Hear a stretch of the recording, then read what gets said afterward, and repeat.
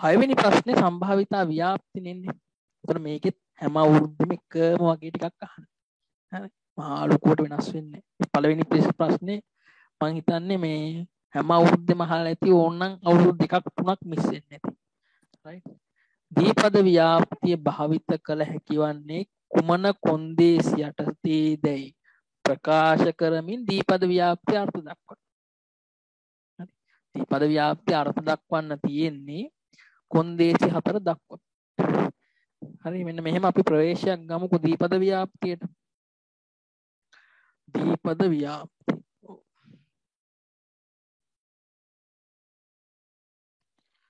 දීපද ව්‍යාප්තිය ගැන කතා කරන්න නම් ව්‍යාප්තියට කලින් ඉගෙන ගන්න ඕනේ දීපද සසම්භාවී පරීක්ෂණය කියන්නේ මොකක්ද කියලා. හරි.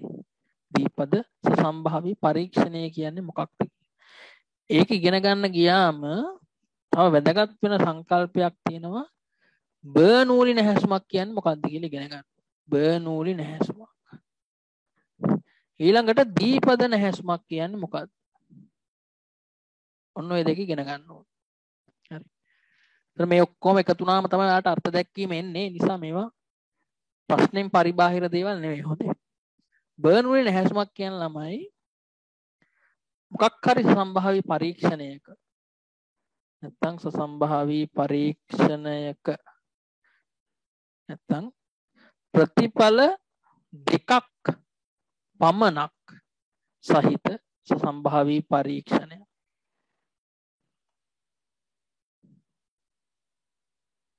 ප්‍රතිඵල දෙකයි තියෙන්න පුළුවන්. ප්‍රතිඵල දෙකක් පමණක් තියෙන සසම්භාවී පරීක්ෂණයක් තමයි බර්නූලි නැහැසුමක් කියන්නේ. එක ප්‍රතිඵලයක් සත්‍ය නැත්නම් සාර්ථකත්වය, එක ප්‍රතිඵලයක් සාර්ථකත්වය, අනෙක අසාර්ථකත්වය. පැහැදිලිද? එක ප්‍රතිඵලයක් සාර්ථකත්වය, අනෙක අසාර්ථකත්වය. අන්න එකකට තමයි කියන්නේ බර්නූලි නැහැසුමක් කියලා. බර්නූලි නැහැසුම. ප්‍රතිඵල දෙකයි තියෙන්න පුළුවන්. එක ප්‍රතිඵලයක් සාර්ථකත්වය, අනෙක් ප්‍රතිඵලය අසාර්ථකත්වය. දීපද නැහැසුමක් කියන්නේ මොකක්ද එහෙනම්? ඒ වගේ බර්නූලි නැහැසුම් ගණනාවක්. එහෙමත් නැත්නම් ප්‍රතිඵල දෙකක් තියෙන සසම්භාවී පරීක්ෂණයක් නැවත නැවත කළොත්. හරි. නැත්නම් අපි කියනවා මේ මොකක්ද ඒකට කියන්නේ මේ අපිට පුළුවන් වෙන්න ඕනේ මේ ශ්‍රේණියක්. හරි. එක දිගට අපි කරනවා. ශ්‍රේණියක්. එහෙනම් ප්‍රතිඵල දෙකක් පමණක් සහිත සසම්භාවී පරීක්ෂණ ශ්‍රේණියක් තමයි අපි දීපද නැහැසුමක් කියලා කියන්නේ.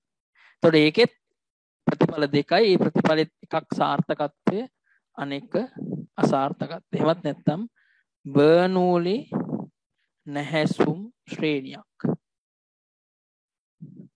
තමයි දීපද නැහැසුමක් කියන්නේ. දීපද නැහැසුමක්. දැන් දීපද පරීක්ෂණයක් නැත්නම් දීපද සම්භාවී පරීක්ෂණයක් කියන්නේ එහෙමනම් ප්‍රතිඵල දෙකක් පමණක් තියෙන සම්භාවී පරීක්ෂණ ශ්‍රේණියක්. එහෙමත් නැත්නම් බර්නූලි නැහැසුම් ශ්‍රේණියක්. මොනවාද උදාහරණය? සරලම උදාහරණය තමයි මේ කාසියක් උඩ දානවා කියන එක. නේද? සමබර කාසියක් උඩ දැම්මොත් එහෙම එන්න පුළුවන් ප්‍රතිඵල දෙකයිනේ සාමාන්‍ය තත්ත්වයන් උඩ. එක්ක සිරස නැත්නම් අගේ. නේද? එක කාසියක් උඩ දැම්මොත් මට කියන්නේ ඒක බර්නූලි නැහැසුමක්ද දීපද නැහැසුමක්ද? එක කාසිය උඩ දාන්න. එක පාරයි. ඒක බර්නූලි නැහැසුමක්. එක අවස්ථාවයි. හැබැයි මම කාසිය 10 පාරක් උඩ දානවා. කාසිය 10 පාරක් උඩ දානවා. එහෙනම් ඒක ප්‍රතිඵල දෙකක් පමණක් තියෙන සම්භාවී පරීක්ෂණය 10 පාරක් කළා වෙනවනේ. සම්භාවී පරීක්ෂණ ශ්‍රේණියක්. නැත්නම් බර්නූලි නැහැසුම් ශ්‍රේණියක්. ඒකකට කියනවා දීපද නැහැසුමක් කියලා. දීපද නැහැසුමක්. එහෙමත් නැත්නම් දීපද සම්භාවී පරීක්ෂණයක්. හැබැයි හැම දීපද නැහැසුමක්ම දීපද සසම්භාවී පරීක්ෂණ වෙන්නේ වෙනසක් තියෙනවා. ඒ වෙනස කියන්නේ මෙන්න මේ කොන්දේසි 4. එහෙනම් දීපද සසම්භාවී පරීක්ෂණයක් වීමට තිබිය යුතු කොන්දේසි 4 මොනවද කියලා බලමු. 1 මේ දන්න දේවල් නිශ්චිත නැහැසුම් ගණනක් තියෙන්න ඕන. නිශ්චිත නැහැසුම් ගණනක් තිබිය යුතුය. මේ නැහැසුම් ගණනට අකුරක් තියෙනවා සිම්පල් n නේද? සිම්පල් m වලින් තමයි දක්වන්නේ නැහැසුම් ගණන. ට්‍රයල්ස් දාන කියන්නේ number of trials. number කියන එකට තමයි n දාලා තියෙන්නේ. දෙවෙනි එක නිශ්චිත නැහැසුම් ගණනක් තියෙනවනේ. දැන් මම අර කලින් කියපු උදාහරණය කාසියක් සමබර කාසියක් 10 පාරක් උඩ දාන්නේ 10 පාරයි. නිශ්චිත නැහැසුම් ගණනක් තියෙනවා. එහෙම නැතුව ජීවිතේ තියෙනකන් උඩ දානවා කිව්වොත් අදාළ වෙන්නේ නැහැ. හරි. කවුරු හරි හම්බ වෙනකන් උඩ දානවා කිව්වොත් අදාළ වෙන්නේ නැහැ. අපිට සිරස එනකන් දානවා කිව්වත් අදාළ වෙන්නේ නැහැ. නිශ්චිතවම තියෙන්න ඕනේ 10 නම් 10යි 20 නම් 20යි 100 නම් 100යි. අනිත් එක තමයි එක් නැහැසුමක් නැත්තම් එක් නැහැසුම එක් නැහැසුම බර්නූලි නැහැසුම විය යුතුයි. එනම් ප්‍රතිඵල දෙකක් පමණක් තිබිය යුතුයි. එක් ප්‍රතිඵලයක් සාර්ථකත්වය අනෙක අසාර්ථකත්වය. පැහැදිලිද?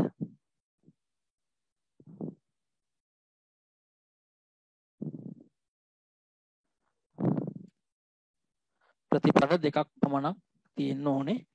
එක් ප්‍රතිඵලයක් සාර්ථකත්වය අනෙක අසාර්ථකත්වය. ඒක තමයි දෙවනි කොන්දේසි. 3 සෑම නැහැසුමකදීම සාර්ථකත්වය ලැබීමේ සම්භාවිතාව. ඒකට කියනවා මොකද්ද? සිම්පල් p නේද? probability කියන එකෙන් සිම්පල් p දානවා. සම්භාවිතාව සමාන විය යුතුය. සෑම නැහැසුමකදීම සාර්ථකත්වය ලැබීමේ සම්භාවිතාව සමාන විය යුතුය. මේ මොකද්ද මේ කියන්නේ? මේ කියන්නේ දැන් අපි හිතමු මේ කාසිය උඩ දාන කේස් එකම ගමුකෝ. දැන් සමබර නම් කාසිය අපි හිතමු මේ එන්න පුළුවන් ප්‍රතිඵල සිරස ලැබීම අගය ලැබීම. අපි සාර්ථකත්වයේ කියන එක හිතමුකෝ සිරස ලැබීම කියලා. එහෙනම් අසාර්ථකත්වය ලැබීම මොකද්ද? අගය ලැබීමනේ. දැන් සමබර කාසියක් නම් සිරස ලැබෙන්න තියෙන සම්භාවිතාව කීයද? ඔයාලා දන්නවා භාගයයිනේ. මුළු ප්‍රතිඵල ගාන 2යි සිරස තියෙන 1යි. එහෙනම් 2කින් 1යි භාගයයි. ඒතර පළවෙනි කාසිය උඩ දාද්දිත් නැත්නම් එකම කාසිය පළවෙනි පාර උඩ දාද්දිත් සම්භාවිතාව භාගයයි. ආයි පාරක් ඒ කාසියම උඩ දාද්දි සිරස වැටෙන්න තියෙන සම්භාවිතාව ඒත් භාගයයි. ඒක වෙනස් වෙන්නේ නැහැ. එහෙනම් නැහැසුම් 10 දිම සිරස වැටෙන්න තියෙන සම්භාවිතාව එකමයි. භාගයයි. ඒ තමයි තුන්වෙනි කොන්දේසියෙන් කියන්නේ. සෑම නැහැසුමකදීම සාර්ථකත්වය ලැබීමේ සම්භාවිතාව සමාන විය යුතුය. සමහර අවස්ථා තියෙනවා එහෙම සමාන වෙන්නේ නැහැ. උදාහරණයක් විදිහට හිතන්න භාජනයක රතු බෝල 5කුයි සුදු බෝල 5කුයි තියෙනවා. රතු බෝල 5යි සුදු බෝල 5යි. දැන් භාජනයෙන් මම බෝලයක් ගන්න. එතකොට ඒ ගන්න බෝලේ එක්කෝ රතු එකක් වෙන්න පුළුවන් නැත්නම් සුදු එකක් වෙන්න පුළුවන්. ප්‍රතිඵල දෙකයි. එක්කෝ රතු නැත්නම් සුදු. එක්කෝ රතු නැත්නම් රතු නෙවෙයි. ප්‍රතිඵල දෙකයි. හරි. එක බෝලයක් ගත්තොත් ප්‍රතිඵල දෙකයි එන්න පුළුවන්. සුදු බෝලයක් නැත්නම් රතු බෝලයක් ලැබෙන්න තියෙන සම්භාවිතාව කීයද? රතු බෝල 5යි සුදු බෝල 5යි කියන්නේ ඔක්කොම බෝල 10යි. රතු බෝලයක් ලැබෙන්න තියෙන සම්භාවිතාව කීයද? 10න් 5යි. ඒ කියන්නේ භාගයයි. 10න් 5යි. හරි. ඒ බෝලය ආයි මල්ලට දාලා තව බෝලයක් ගන්න. ඒ දෙවෙනි බෝලේ. හැබැයි පළවෙනියට ගත්ත බෝලේ ආයි දැම්ම මල්ලට. එතකොට දැන් ආයි රතු බෝලයක් එන්න තියෙන සම්භාවිතාව කීයද? ඒත් 10න් 5යි නේ. වෙනස් වෙන්නේ නැහනේ. ඇයි අර ගත්ත බෝලේ මොකක් වුණත් ඒක ආයි දැම්මනේ මල්ලට. සමාන සම්භාවිතාවක් තමයි තියෙන්නේ සෑම නැහැසුමකදීම. හැබැයි හිතන්න ගන්න බෝලේ ආයි දාන්නේ මල්ලට. රතු බෝලයක් නම් ගත්තේ රතු බෝලයක් නම් හම්බුනේ ඒක ආයි මල්ලට දාන්නේ. දැන් ආයි රතු බෝලයක් දෙවෙනි පාර ගත්තොත් නැත්නම් දෙවෙනි පාර ගන්න බෝලය රතු බෝලයක් වෙන්න තියෙන සම්භාවිතාව කීයද? දැන් ඔක්කොම බෝල 10යි නෙමෙයි. ඔක්කොම බෝල 9යි. 9න් පළවෙනි බෝලේ රතු එකක් නම් දැන් රතු බෝල තියෙන්නේ 4යි. 9න් 4යි. පළවෙනි ගත්ත බෝලේ සුදු එකක් නම් 9න් 5යි. ඔන්න සම්භාවිතාව වෙනස් වෙනවා නැහැසුමෙන් නැහැසුමට. ඒ මොන අවස්ථාවේදීද? පළවෙනියට ගත්ත බෝලය මල්ලට ආයේ දාපු නැති අවස්ථාව. ඒකට කියනවා විශේෂ නමක්. මොකක්ද? ප්‍රතිස්ථාපනය රහිත නියදීම. ගන්න බෝලේ ආයි දාන්නේ නැහැ. ප්‍රතිස්ථාපනය රහිතව නම් සම්භාවී පරීක්ෂණය කරන්නේ මෙන්න මේ සෑම නැහැසුමකදීම සාර්ථකත්වය ලැබීමේ සම්භාවිතාව සමානයි කියන කතාව අදාළ වෙන්නේ. ඒ නිසා ප්‍රතිස්ථාපනය සහිතව නම් නියදීම කරන්නේ නැත්නම් බෝලය ගන්නේ. එතකොට මේ කොන්දේසි අදාළ වෙනවා.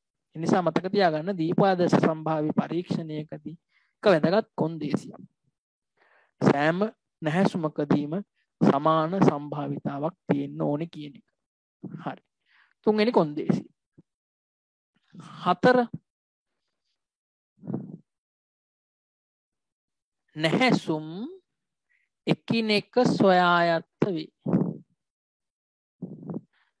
නැහැසුම් එකිනෙක සොයායත්ත. ඒ කියන්නේ දැන් පළවෙනියට ගත්ත කිව්වනේ අර පළවෙනියට රතු බෝලයක් නම් ආවේ දෙවැනියටත් රතු බෝලයක් ලැබෙන්න තියෙන සම්භාවිතාව වෙනස් වෙනවා කියන්නේ පළවෙනි නැහැසුමෙන් දෙවෙනි නැහැසුම ස්වායත්ත වෙන්නේ නැහැ.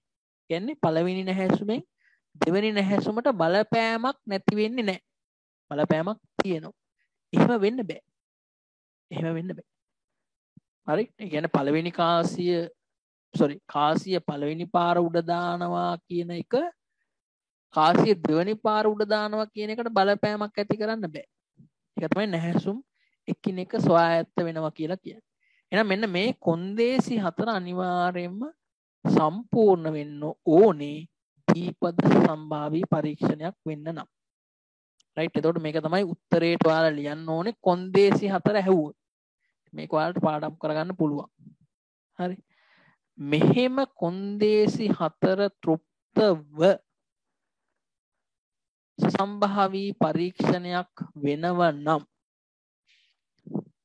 ඉහත කොන්දේසි 4 යටතේ සිදුවන සසම්භාවී පරීක්ෂණයකට දීපද සසම්භාවී පරීක්ෂණයක් යයි කියනු ලැබේ. ඔන්න ඔක තමයි දීපද සසම්භාවී පරීක්ෂණය අර්ථ දක්වන්න කිව්වොත් ලියන්න ඕන උත්තරය. දැන් අහන්නේ දීපද ව්‍යාප්තියනේ. ඒත් මේ කොන්දේසි 4 ලියන්නම ඕනේ. රයිට්. ලියලා මේ කොන්දේසි යටතේ සිදුවන සම්භාවී පරීක්ෂණයකට දීපද පරීක්ෂණයක් කියනු ලැබේ. දැන් ව්‍යාප්තිය කියන්නේ මොකක්ද? ව්‍යාප්තිය කියන්නේ මේ දීපද පරීක්ෂණයට අදාළව දීපද සම්භාවී පරීක්ෂණයට අදාළව විචල්‍යයක් අර්ථ දක්වන්න ඕන. විචල්‍යයක්. ඒ විචල්‍ය අර්ථ දැක්වුවම ඒකට කියනවා දීපද සසම්භාවී විචල්‍ය කියලා. දීපද සසම්භාවී විචල්‍ය කියලා. මොකක්ද දීපද සසම්භාවී විචල්‍ය කියන්නේ? දීපද සසම්භාවී විචල්‍ය කියන්නේ මෙන්න මේ කොන්දේසි හතර යටතේ දීපද සසම්භාවී පරීක්ෂණයක් වුණොත් එහෙමත් නැත්නම් යම් නිශ්චිත නැහැසුම් ගණනකදී සාර්ථකත්වයේ ලැබෙන නැහැසුම් ගණන යම් නිශ්චිත නැහැසුම් ගණනකදී සාර්ථකත්වය ලැබෙන නැහැසුම් ගණන තමයි දීපද සසම්භාවී විචල්‍ය කියන්නේ. දීපද සසම්භාවී විචල්‍ය වේ. පැහැදිලිද? ඉහත කොන්දේසි හතර තෘප්ත කරන දීපද සසම්භාවී පරීක්ෂණයකට අදාළව යම් නිශ්චිත නැහැසුම් ගණනකදී සාර්ථකත්වයේ ලැබෙන නැහැසුම් ගණන දීපද සසම්භාවී විචල්‍ය වේ. ඔක තමයි නිර්වචන. දීපද සසම්භාවී විචල්‍ය. උදාහරණයක් අපි අර සිරසේ උදාහරණෙම ගමුකෝ නැත්නම් කාසිය උඩ දාන එකේම. කාසිය 10 පාරක් උඩ දැම්මොත් කී පාරක් සිරස ලැබෙයිද? මොනවද ලැබෙන්න පුළුවන් අගයන්? 10 පාරක් උඩ දැම්මොත් කියන්න බලන්න. ලැබෙන්න පුළුවන් අඩුම අගය මොකද්ද? කාසියක් 10 පාරක් උඩ දානවා. ලැබෙන්න පුළුවන් අඩුම අගය කීයද? දාන්න බලන්න chat එකේ.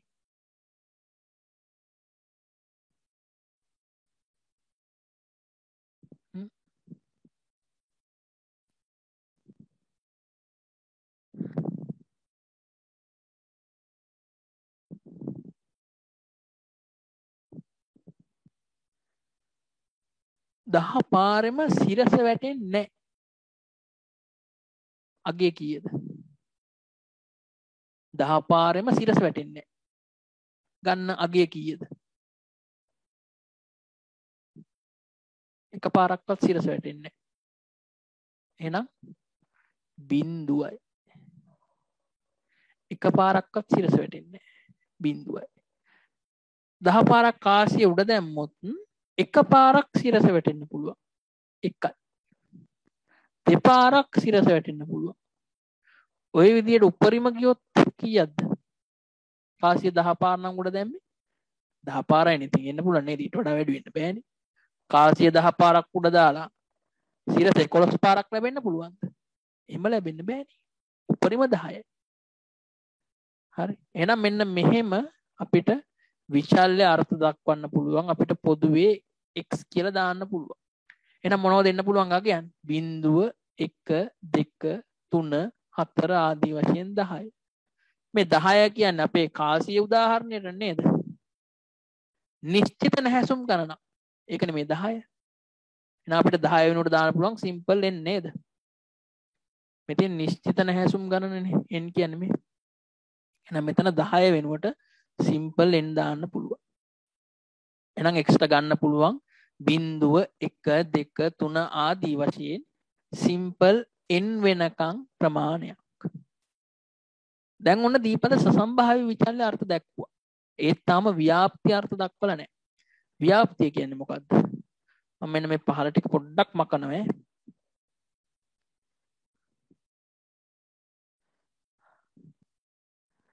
right. ව්‍යාප්තිය කියන්නේ මේකයි. දැන් මේ x ට විවිධ අගයන් ගන්නවනේ. 0 1 2 3 මේ ලොකු x මෙයාලට කියනවා අපි පොඩි x කියලා. පොඩි x. නම් මෙයා x1 මෙයා x2 right. ඒ විදිහට මෙයා පොඩි x එන්නේ x ට ගන්න අගයන්. දැන් අපිට සම්භාවිතාව හොයන්න පුළුවන් x සමානයි පොඩි x ගේ ඕන අගයක්. කියන්නේ බිඳුව වෙන්න පුළුවන් x ට, 1 එන්න පුළුවන් x ට, 2 එන්න පුළුවන්. මේ විදිහට x ට ගන්න පුළුවන් අගය. ඒ අගයන් ටික අපිට හොයන්න පුළුවන් මෙන්න මේ සූත්‍රේ. NCX PX Q N ඍණ x පිටයි කමාවයි දාලා x ට ගන්න පුළුවන් අගයන් ටික ලියනවා. මොනවද x ට ගන්න පුළුවන්? බිඳුව 1 2 ආදී වශයෙන් simple n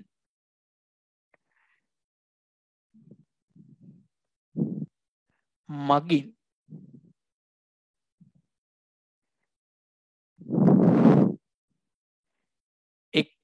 xහි සම්භාවිතා ලබා දේ නම් px සමානයි x යනු දීපද ව්‍යාප්තිය වේ.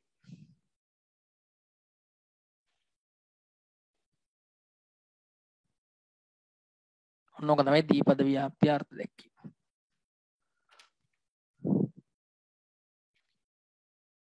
බලන්න ඔයාලගේ මේවයි.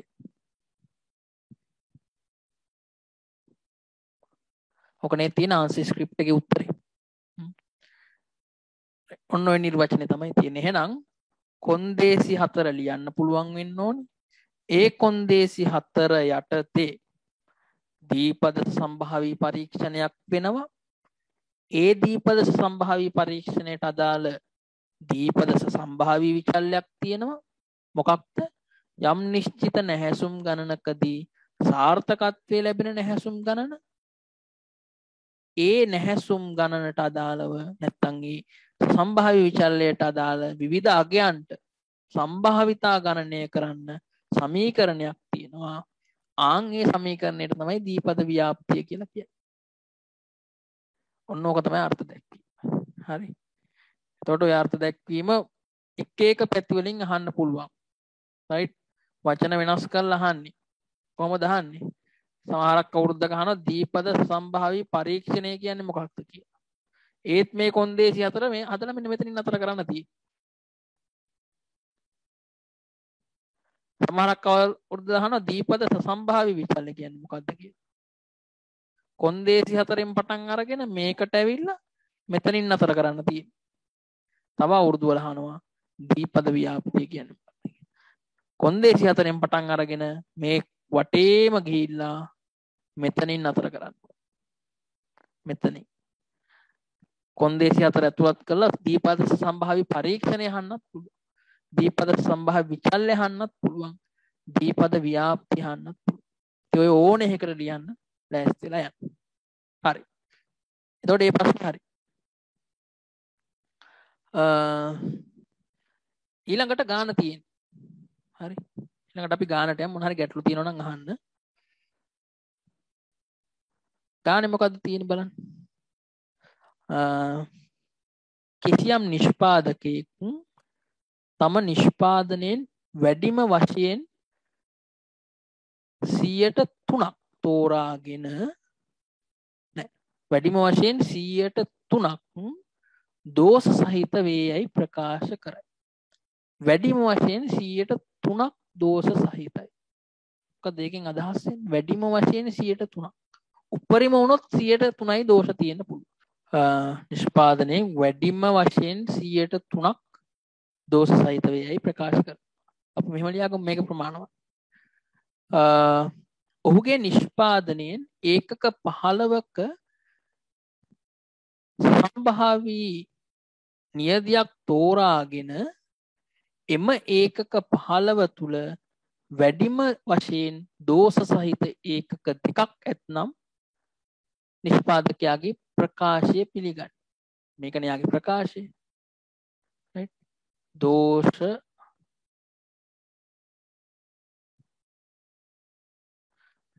ප්‍රමාණය 3% තමයි උපරිම තියෙන්නේ කියලා යා කියනවා.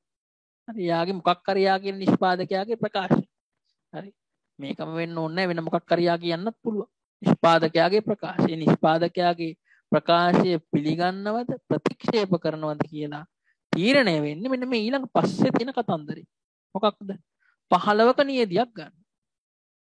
ඒකෙන් ඒකක නැත්නම් දෝෂ සහිත ඒකක වැඩිම වශයෙන් දෙකක් තිබ්බොත් දැන් ඔන්න x තියෙන පුළුවන් උපරිම දෙකයි. ඒ කියන්නේ දෙක හෝ ඊට වඩා කුඩා වෙන්න ඕන. මෙන්න මේ සම්භාවිතාව තමයි අහන්නේ. මෙන්න මේ සම්භාවිතාව අහන්නේ. x දෙක හෝ ඊට වඩා කුඩා වෙන්න තියෙන සම්භාවිතාව. දැන් x ගේ ව්‍යාප්තිය අපි දැනගන්න ඕන. එතකොට මේක අනිවාර්යයෙන්ම ඔයාලා දන්නවා දීපද ව්‍යාප්තිය ඇසුරෙන් හදන්න තියෙන ගැටලුව. ඒ නිසා x ගේ ව්‍යාප්තිය දීපද ව්‍යාප්තියක්. දීපද ව්‍යාප්තියක ගණන් හදන්න නම් අනිවාර්යයෙන්ම පරාමිති දෙකක් දැනගන්න ඕන. එකක් n අනිත් එක p. n කියන්නේ නැහැසුම් ගණන. එතකොට මේකේ මේ පරීක්ෂණයේදී ඒකක 15ක් පාවිච්චි වෙනවනේ. එහෙනම් n කියන්නේ 15යි. නැහැසුම් ගණන. p කීයද? බලන්න ඊළඟ ඡේදයට ආවම ඒකකයක් දෝෂ සහිත වීමේ සත්‍ය සම්භාවිතාව 0.4යි. සත්‍ය සම්භාවිතාව 0.4යි. දැන් මේකේ සාර්ථකත්වය කියන්නේ දෝෂයක් ලැබීම. එහෙනම් සාර්ථකත්වය ලැබීමේ සම්භාවිතාව p 0.4යි. 0.4. එහෙනම් දැන් x ගේ ව්‍යාප්තිය දන්නව නේද? x ගේ ව්‍යාප්තිය සාමාන්‍යයෙන් දීපදයි කියලා අපිට ලියන්න පුළුවන් කොහොමද? කැපිටල් B දාන්න පුළුවන් නේද? බයිනෝමියල් කියන ඉංග්‍රීසි අකුරෙන් n ට දානවා 15 p ට දානවා 0.4. ඔන්න x ගේ ව්‍යාප්තිය. හරිනේ. දැන් අපිට ඕනේ මෙන්න මේක හොයන්න. කොහොමද හොයන්නේ?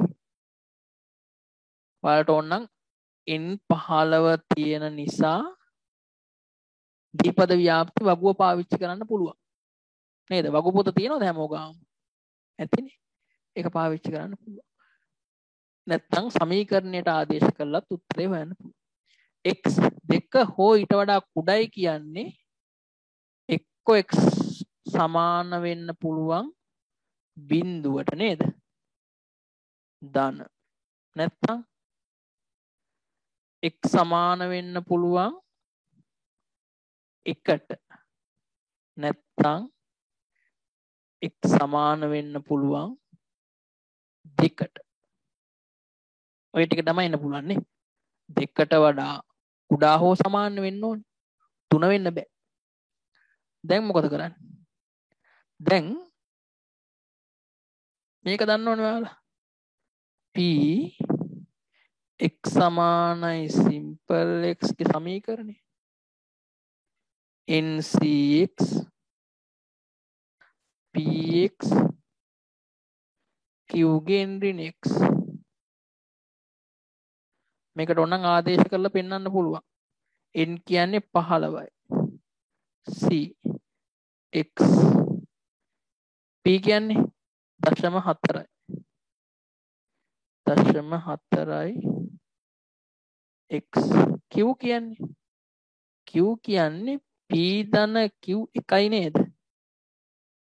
p q එකතු නම් එකයිනේ. එහෙනම් q කීයද? එකෙන් 0.4ක් ගියාම 0.6යි. 0.6.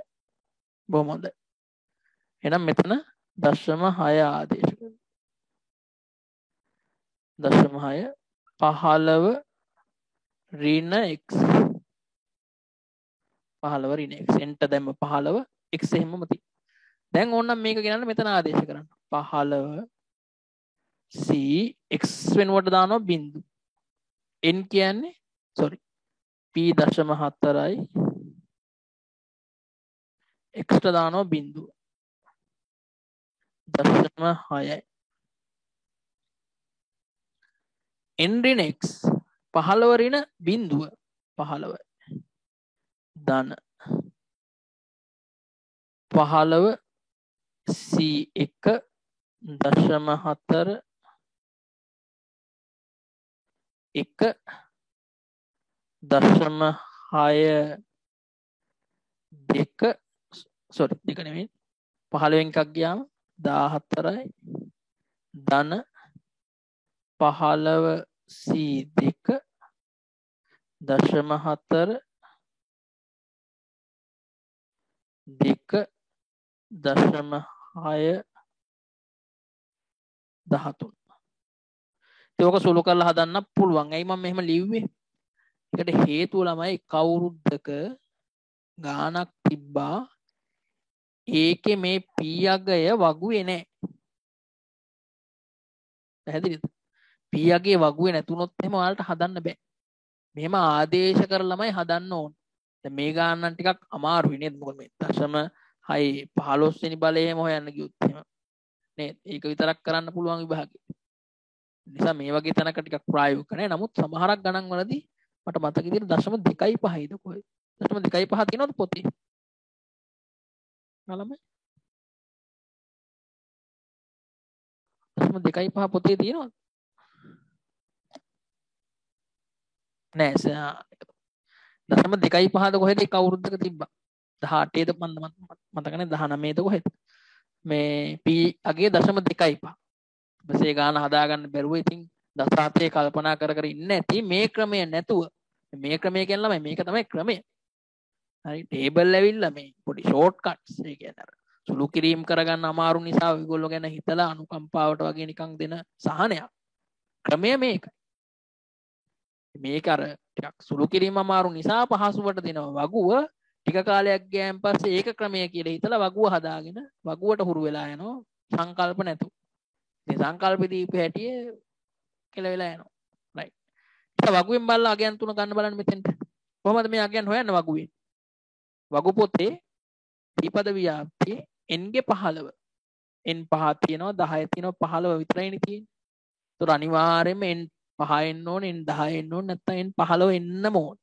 ත්‍රිපද ගණක් හදන්න. p ගෙත් නිශ්චිත ගණන් ටිකක් තියෙනවා. නේද? 2018 2018 දීලා තියෙනවා. ඉතින් නිශ්චිතවම n 15 වගුව බලන්න p අගේ දශම 4ද කියලා බලන්න බිඳුවේ සම්භාවිතාගය ගන්න එකේ සම්භාවිතාගය ගන්න දෙකේ සම්භාවිතාගය ගන්න ඒ තුන එකතු කරලා මට උත්තරේ කියන්න බලන්න. හදුව නේද උත්තරේ? පොතෙන් බලලා දැම්මද?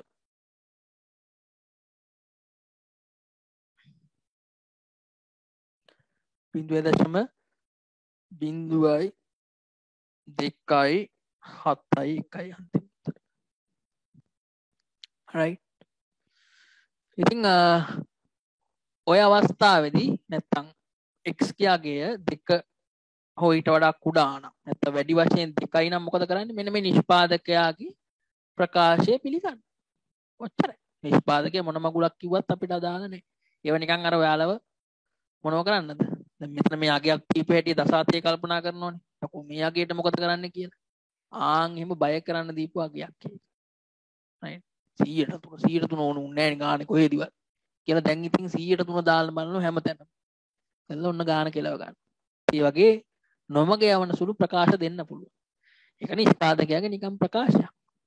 right ඒක හරිද වැරදිද කියලා බලන්න කියන්නේ මේ ගාන හදලා. ඒ නිසා යා ගාන හදලා ඉවරුනයින් පස්සේ නිගමනය කරනවා මේක වෙලානේ එහෙනම් අර ප්‍රකාශය පිළිගන්න මෙන්න මෙච්චර සම්භාවිතාවක් තමයි තියෙන්නේ. right 2%ක විතර ආසන්න සම්භාවිතාවක් තියෙනවා. right එහෙනම් ඒ ගැටලුව හරි. ඊළඟට මොකක්ද තියෙන්නේ කියලා බලමුකෝ. ඊළඟට තියෙනවා right ආ කොටස. ද්විපද ව්‍යාප්තිය පොයිසෝන් ව්‍යාප්තිය මගින් සන්නිකර්ෂණය කිරීම සඳහා සපුරාලිය යුතු කොන්දේසි සහ ප්‍රමත ව්‍යාප්තිය මගින් සන්නිකර්ෂණය කිරීම සඳහා සපුරාලිය යුතු කොන්දේසි ප්‍රකාශ කරන්න. මොකද කරන්නේ දැන්? සන්නිකර්ෂණයට අදාළ කොන්දේසි. එතකොට ඔයාලා දන්නවා සන්නිකර්ෂණය කියලා කෑල්ලක් තියෙනවානේ. දීපදයක පොයිසෝන් වලින් සන්නිකර්ෂණය කරන්නත් පුළුවන්. ප්‍රමත ව්‍යාප්තිය පාවිච්චි කරලා සන්නිකර්ෂණය කරන්නත් පුළුවන්. ඊට අමතරව පොයිසෝන් ව්‍යාප්තිය ප්‍රමතයකින් සන්නිකර්ෂණය කරන්නත් පුළුවන්. හැබැයි හිතූපලියට කරන්න බෑ. ඒවට කොන්දේසි සම්පූර්ණ වෙන්න ඕන. මොනවද කොන්දේසි කියලා බලමු. පළවෙනි අවස්ථාව දීපද එකක් පොයිසෝන් වලින් සන්නිකර්ෂණය කරන්න මොනවද කොන්දේසි?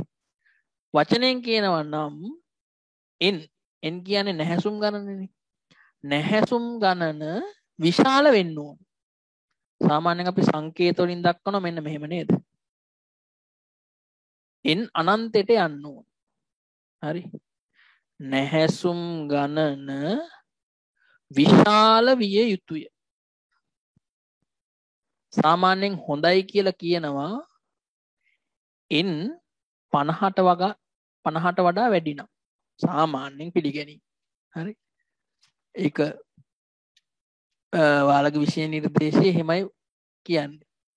50ට වඩා ඔව් n 50ට වඩා වැඩි නම් තමයි හොඳ. 50 හෝ ඊට වඩා වැඩි නම් තමයි හොඳ. නැහැසුම් ගණන විශාල යුතුය. හැබැයි ඒක විතරක් මදි. p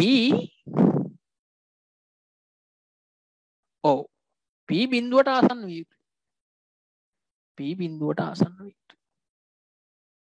සාමාන්‍යයෙන් 0.1ට වඩා කුඩා වෙනවා නම් හොඳයි. එහෙමත් නැත්නම් q ගැනත් කියන්න පුළුවන් ඕන නේද?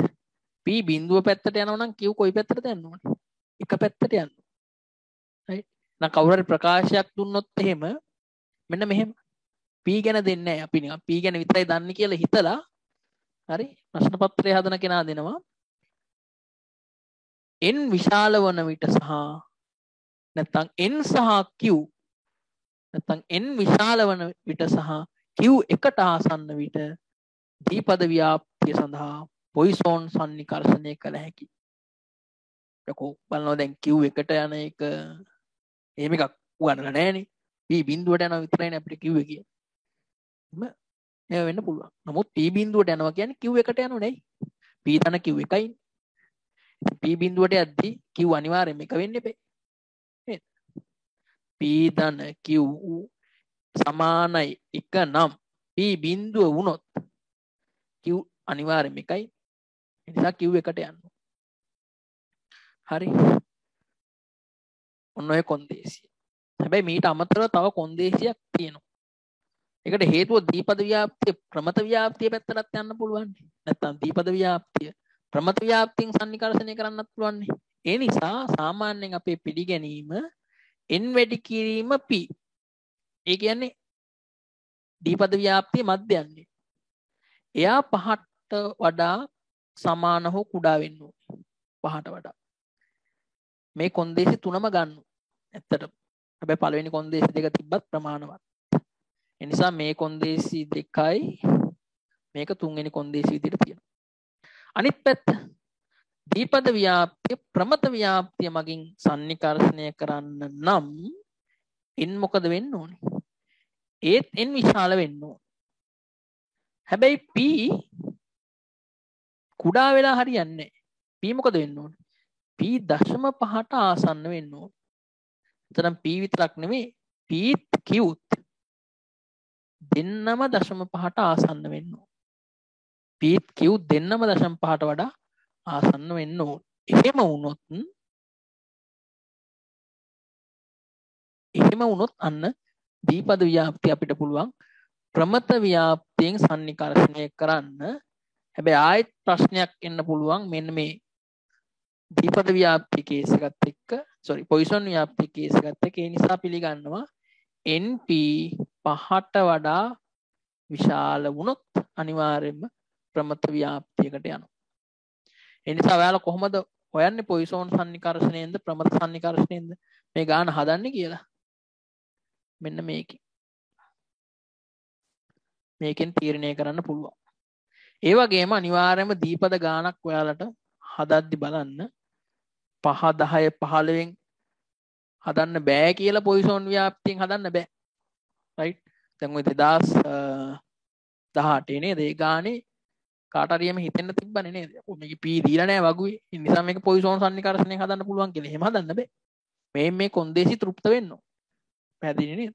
එහෙම නැතුව නිකන් හිතුණු තැන් වල දීපද ව්‍යාප්තිය මොකද පොයිසෝන් ව්‍යාප්තිය මොකද්ද කෝකත් ව්‍යාප්තියක් කියලා ගණන් හදන්න බෑ. දීපද ව්‍යාප්තිය තමයි හරිම ව්‍යාප්තිය. ඒ ගැටලුවට අදාළ.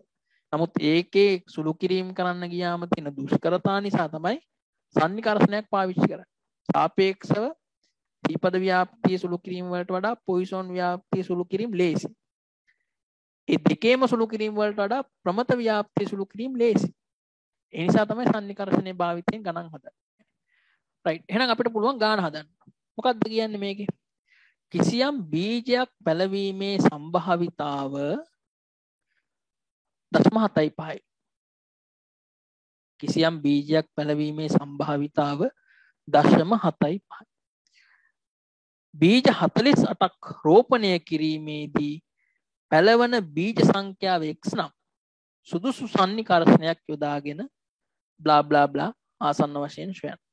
මේක එතකොට සන්නිකර්ෂණයක් පැහැදිලිවම මේ කේස් එක නැත්නම් මේ ගැටලුව දීපද ගැටලුවක්. ඇයි? සාර්ථකත්වයක් තියෙනව නේද? කිසියම් බීජයක් පැලවීම. පැල නොවීම අසාර්ථකත්වය, පැලවීම සාර්ථකත්වය. බර්නුලි නැහැසුමක්. පැලවීමේ සම්භාවිතාව දීලා තියෙනවා 0.75ලු. බීජ 48ක් රෝපණය කරලා තියෙනවා. නිශ්චිත නැහැසුම් ගණනක් තියෙනවා. n නිශ්චිතයි. මේක දීපද ගැටලුවක්. හැබැයි මේක සන්නිකර්ෂණයකින් හදන්න කියනවා. දැන් මොන සන්නිකර්ෂණයද? යකෝ දීපද ගන්නවද? නැත්නම් පොයිසෝන් ගන්නවද? ප්‍රමත ගන්නවද? ඕම් ප්‍රශ්නේ. කොහොමද මේ ප්‍රශ්නේ निराකරණය කරගන්නේ? මුලින්ම ඒක निराකරණය කරන එක කෙසේ වෙතත් p ගියාගේ ලියා ගන්න. p කීයද? 0.75. n කීයද? 48යි. n 48යි. p 0.75යි n 48යි. ඔච්චරයි ඉතින් දීලා තියෙන දන්න දේවල්. දැන් මේව මදි. මොකද වෙන්න ඕනේ? n 50ට වඩා විශාල නැහැ මාර්කේස් එකේ.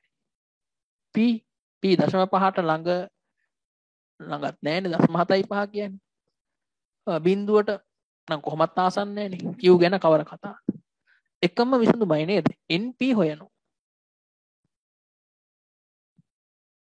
36යි. right. 36. 36 5ට වඩා කුඩාද? නෑනේ. 36 කියන්නේ 5ට වඩා පට්ට විශාල ගාණක් නේ. එහෙනම් අනිවාර්යයෙන්ම මෙයා 5ට වඩා වැඩි. එහෙනම් මොකක්ද හදන්න ඕනේ? සන්නිකර්ෂණය. අනිවාර්යයෙන්ම ප්‍රමත්ත සන්නිකර්ෂණය පාවිච්චි කරන්න වෙනවාමයි. ප්‍රමත සන්නිකර්ෂණය පාවිච්චි කරන්න වෙනවාමයි. හරි. ඒක විකල්පයක් නේ. හරි. එහෙනම් දැන් x ගේ ව්‍යාප්තිය දීපද තමයි. බයිනෝමියල් තමයි නේද? n 48යි p 0.75. හැබැයි අපිට මොකද වෙන්නේ? මේක අපි සන්නිකර්ෂණයෙන් හදන්න ඕනේ. ඒ කියන්නේ x ගේ ව්‍යාප්තිය අපි හිතනවා ආසන්න වශයෙන් ප්‍රමතයි. ප්‍රමත ව්‍යාප්තියක තියෙන්නේ np නෙවෙයිනේ. වෙන පාරාමිතර එකක් නේද? μයි සිග්මා වර්ගය. එහෙනම් දැන් අපි හොයාගන්න ඕනේ μ කියන්නේ මොකක්ද? සිග්මා වර්ගය කියන්නේ මොකක්ද? μ කියන්නේ ළමයි දීපද ව්‍යාප්තියක මධ්‍යන්නේ np නේද? දීපද ව්‍යාප්තියක විචලතාව npq. right. එහෙනම් මධ්‍යන්නේ විචලතාවට අගයන් දෙක ගන්න බලන්න ටක් ගාලා.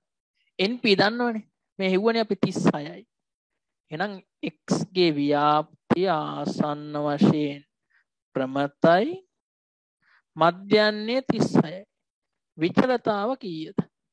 36 ආයි වැඩි වෙන්න ඕනේ 0.25 නේ. q 0.25. කියන්න බලන්න කීයද කියලා විචලතාව. 36 බෙදෙන්න ඕනේ 4ෙන්.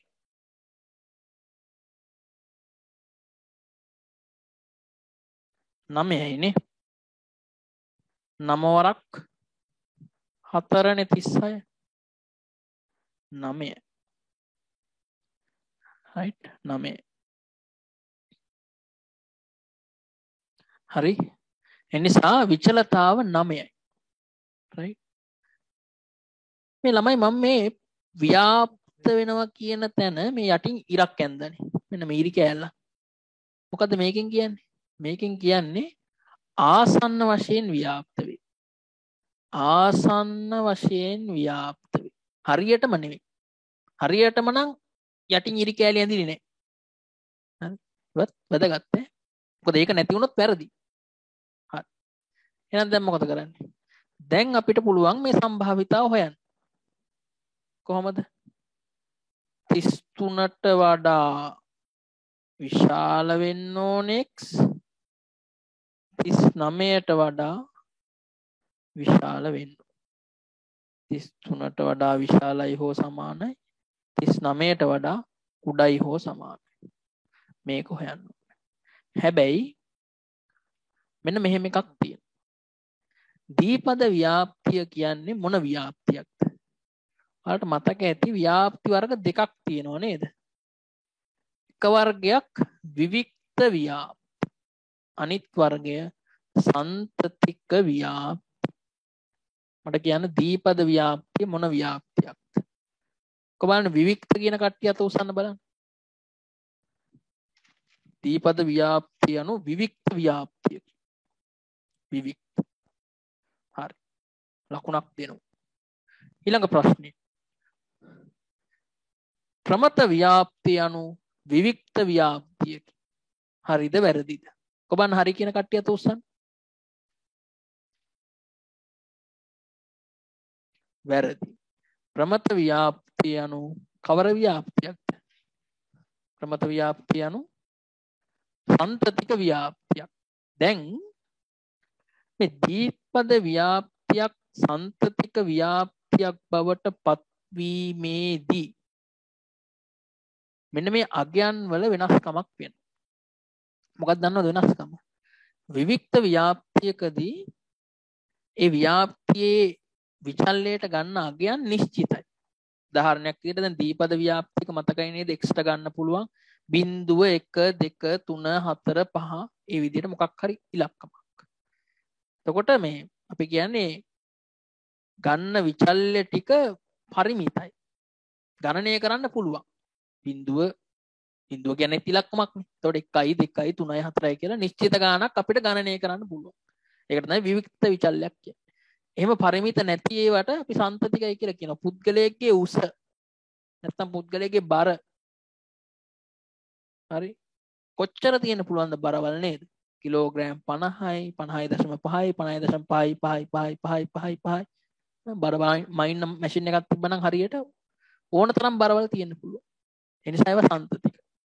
පුද්ගලයෙක්ගේ බර. හරි අපරිමිතයි.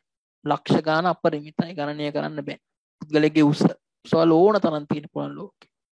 හරි වයසවල් ඕන තරම් තියෙන්න පුළුවන්. කාලය පැය 1යි මිනිත්තු 2යි. ඒක කාලයක්. පැය 1යි මිනිත්තු 2යි තප්පර 1යි. ඒ තව කාලයක්. පැය 1යි මිනිත්තු 1යි තප්පර 1යි මිලි තප්පර 1යි මිලි තප්පර 1.5යි ඕන තරම් කාලවල තියෙනවා. සන්තතිකයි. එතකොට මෙන්න මෙහෙම විවික්ත ව්‍යාප්තියක තිබ්බ විචල්යක් සන්තතික ව්‍යාප්තියකට පරිවර්තනය වෙද්දී නැත්නම් සන්නිකර්ෂණය වෙද්දී අපි ගලපනවා. ඒ ගලපන්නේ මෙන්න මේකයි.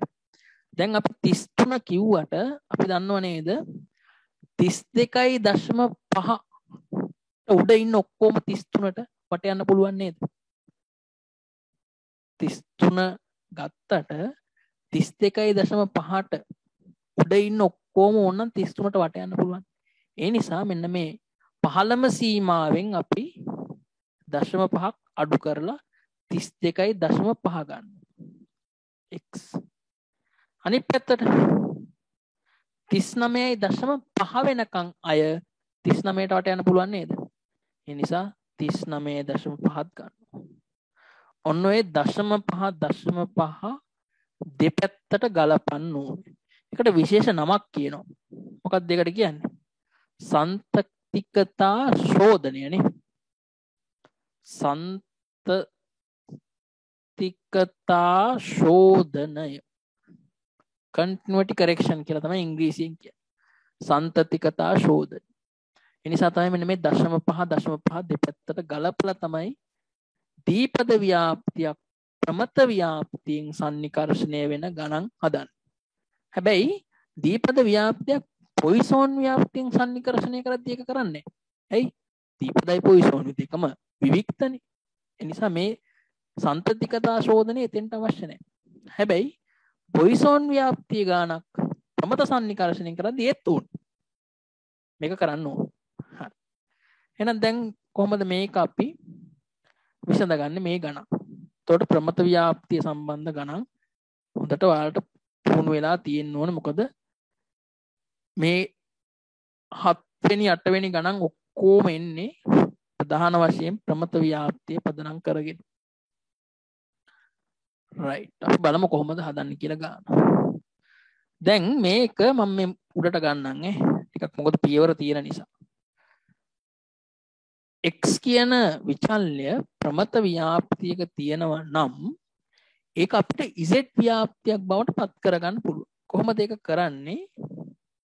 අසමානතා ලකුණු අතර තියෙන හැමෝම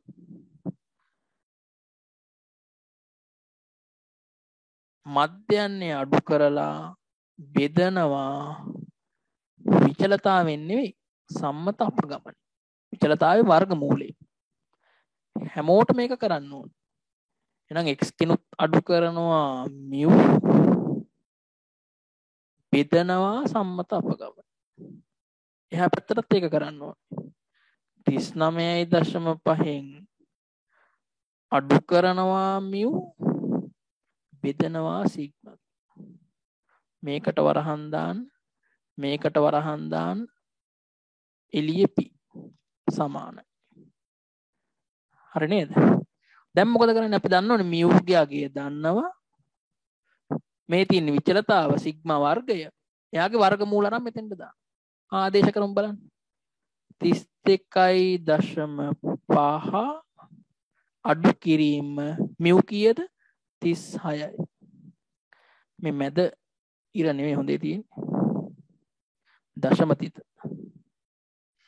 බෙදීම සිග්මා වර්ගයේ 9 නම් සිග්මා කීයද 9යි? සිග්මා 3යි නේද? 9 වර්ගමූලය 3යි. මෙන්න මේ මැද එක්කෙනාට මොකද වෙන්නේ? මැද එක්කෙනාට මොකද වෙන්නේ? එයා z වෙනව නේද? x ඍණ mu බෙදීම සිග්මා z වෙනවා. z වෙනවා. හරි. ඉස්සරහට යමු. 39.5 අඩු කිරීම 36 mu සිග්මා 3යි. right. සුළු කරලා මට කියන්න දෙපැත්තේ උත්තර දෙක. 1.17 එන්නේ ඉස්සරහට වට යන්න ඕන. 1.17 මේ පැත්ත අනිවාර්යයෙන්ම ඍණ z 1.17. හරි. දැන් මේක කොහොමද උත්තරේ ගන්නෙ? මේක ඔයාලා ඇන්දොත් එහෙම මේ තියෙන z ව්‍යාප්තිය. z ව්‍යාප්තියක මැද තියෙන බිඳුව නේද? එහෙනම් මෙතන ඍණ 1.17. මෙතන ධන 1.17. ඔයාලා හොයන්න ඕනේ මෙන්න මේ ටික නේද? මැද ටිකනේ. ඕන් ඔය ටික. දැන් ඔයාලගේ වගුවේ නැත්නම් වගු පොතේ ධනාගයන්ට අදාළව මෙන්න මේ සම්භාවිතාගේ ඉදිරිපත් කරනවා. 1.17 වෙද්දි කීයද සම්භාවිතා? බලන්න වගුවේ පොතේ කීයක් තියෙන කියලා. z ගේ අගය 1.17 වෙද්දි කීයද සම්භාවිතාව තියෙන්නේ? 0.379.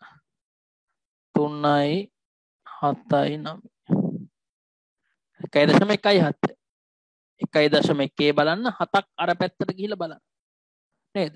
පළවෙනි කොලම් එකේ 1.1 තියෙනවා. හරහට උඩ ගියාම 7 තියෙනවා. 0.7. 1.17 කැපෙන තැන ගන්න පුළුවන්. දැන් මේ ඍණ අගයක් නැහැ නේ වගුවේ නේද? එතකොට Z ව්‍යාප්තිය කියන්නේ සමමිතික ව්‍යාප්තිය. මේ පැත්ත තියෙන විදියටමයි මේ පැත්ත තියෙන්නේ. ඒ නිසා ධන ඍණ කියලා ප්‍රශ්නයක් නැහැ. ඒ නිසා මේ පැත්තටත් ගන්නවා ඒ ගාන. 0.379. ඒ වගේ කලාප දෙකක්නේ. ඒ නිසා මේ දෙකේ එකතුව ගන්න වෙනම් 0.379 වැඩි කරන්න දෙකෙන් උත්තරේ කියන්න බලන්න. 0.758. හරි. එහෙනම් උත්තරේ හරි. රයිට්. එතකොට බලමු අපිට පළවෙනියටම තියෙන කතාව තමයි සංඛ්‍යානයේදී ඇයි ප්‍රමත ව්‍යාප්තිය වැදගත් වෙන්නේ. හරි. සංඛ්‍යානයේදී ප්‍රමත ව්‍යාප්තියේ වැදගත්කම පැහැදිලි කරන්න. එතකොට ඔයාලා අදහසක් තියෙනවා මං හිතන්නේ ප්‍රමත ව්‍යාප්තිය ගැන. දැන් මේකේ ගොඩක් අවුරුදු වල අහන්නේ ප්‍රශ්න ප්‍රධාන වශයෙන්ම ප්‍රමත ව්‍යාප්තියේ තියෙන ලක්ෂණ සහ ප්‍රමත ව්‍යාප්තියේ වැදගත්කම. ගොඩක් ඔය දෙක තමයි ඉතින් සංකල්ප වශයෙන් අහන්න තියෙන්නේ. හරි අපි බලමු ප්‍රමත ව්‍යාප්තියේ ලක්ෂණ ඉස්සරහා ප්‍රශ්නයක ඇති. ප්‍රමත ව්‍යාප්තියේ වැදගත්කම බැලුවොත් ප්‍රධාන කරුණු කිහිපයක් කියවෙන්න ඕනේ. ඔයාලා තින් ඇත්තටම. දැන් පළවෙනි කාරණේ තමයි අපි ගත්තොත් එහෙම මේ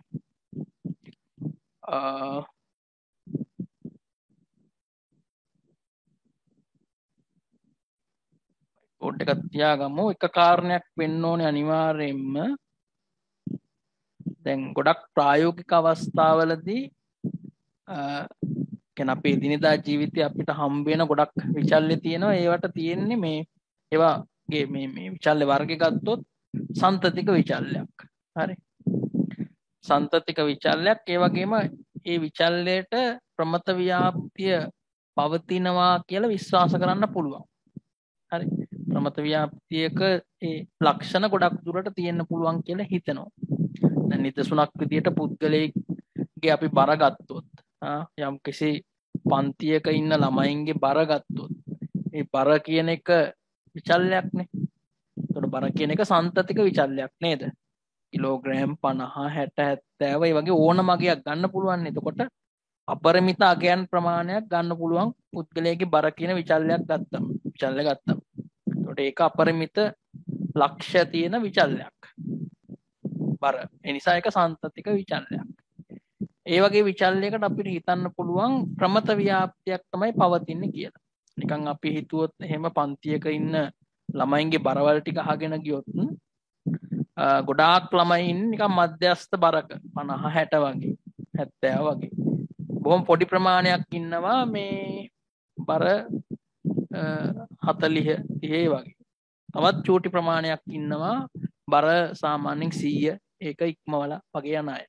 ඒකට අර ආසන්න වශයෙන් අපිට ප්‍රමත ව්‍යාප්තියක අපිට පවතිනවා කියලා විශ්වාස කරන්න පුළුවන්. ඒ නිසා පළවෙනි කාරණේ තමයි ඔයාලා ලියා ගන්න ඕනේ අනිවාර්යයෙන්ම ප්‍රායෝගික අවස්ථාවන්වලදී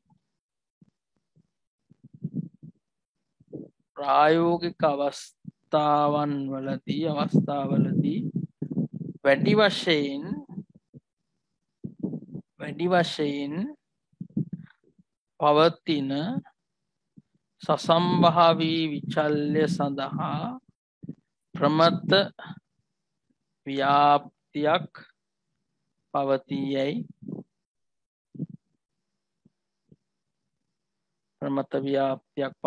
විශ්වාස කළ හැකියි. හරි. ප්‍රායෝගික අවස්ථාවලදී වැඩි වශයෙන් පවතින සසම්භාවී විචල්්‍ය සඳහා ප්‍රමත ව්‍යාප්තියක් පවතියයි විශ්වාස කළ හැකියි. උදාහරණයක් තමයි පුද්ගලයෙකුගේ බර. පුද්ගලයෙක්ගේ උස ගත්තත් එහෙමයි නේද? සාමාන්‍යයෙන් පන්තියක උස ගත්තොත් එහෙම අපි නිකන් හිටෙව්වොත් එහෙම පොඩි අය පොඩි ප්‍රමාණයක් ඉන්නවා. පොඩි උසවල් තියෙන අය, ලොකු උසවල් තියෙන අය පොඩි ප්‍රමාණයක් ඉන්නවා. ටිකක් මධ්‍යම උස තියෙන අය තමයි මැද වැඩිපුර ප්‍රමාණයක් ඉන්නේ නේද? ඒකට ආසන්න වශයෙන් මේ වගේ ප්‍රමත ව්‍යාප්තියක හැඩයට අපිට තමයි පෙළ ගස්සන්න පුළුවන්. හරි. උස වැඩි අය නෙවෙයි මැද ඉන්නේ මධ්‍යස්ථ උස අය. මධ්‍යම ප්‍රමාණයේ උස තියෙන අය. දෙපැත්තේ මේ පැත්තේ ඉන්නේ උස අඩු අය.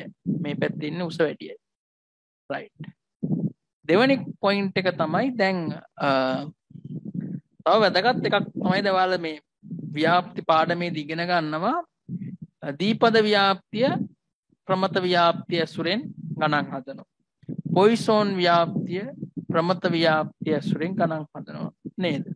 එතකොට ඒ වගේ මේ සමහරක් ව්‍යාප්ති ගත්තොත් හරි සමහරක් ඒවා ඇත්තටම දැන් දීපද පොයිසෝන් ගත්තොත් ඒවා විවික්ත සම්භාවිතා ව්‍යාප්තිනේ නේද? විවික්ත සම්භාව්‍ය විචලනේ තියෙන්නේ. හැබැයි ඒව වුණත් අපිට ප්‍රමත ව්‍යාප්තිය ඇසුරෙන් ගැටලු විසඳන්න පුළුවන්. මේකට විශේෂ නමක් කියනවා මේ ප්‍රමත සන්නිකර්ෂණය කියලා නේද? එතකොට දීපද ප්‍රමත වැනි වෙනත් සම්භාවිතා ව්‍යාප්ති සඳහා සන්නිකර්ෂණයක් වශයෙන් යොදා ගන්න පුළුවන්. මේකත් ඇත්තටම ප්‍රමත ව්‍යාප්තිය වැදගත්කමට හේතුවක්. හරි. එහෙනම් අපි දෙවෙනි කාරණේ විදිහට ගන්න මොකද්ද? දීපද ප්‍රමත වැනි වෙනත් සම්භාවිතා ව්‍යාප්ති සඳහා සන්නිකර්ෂණයක්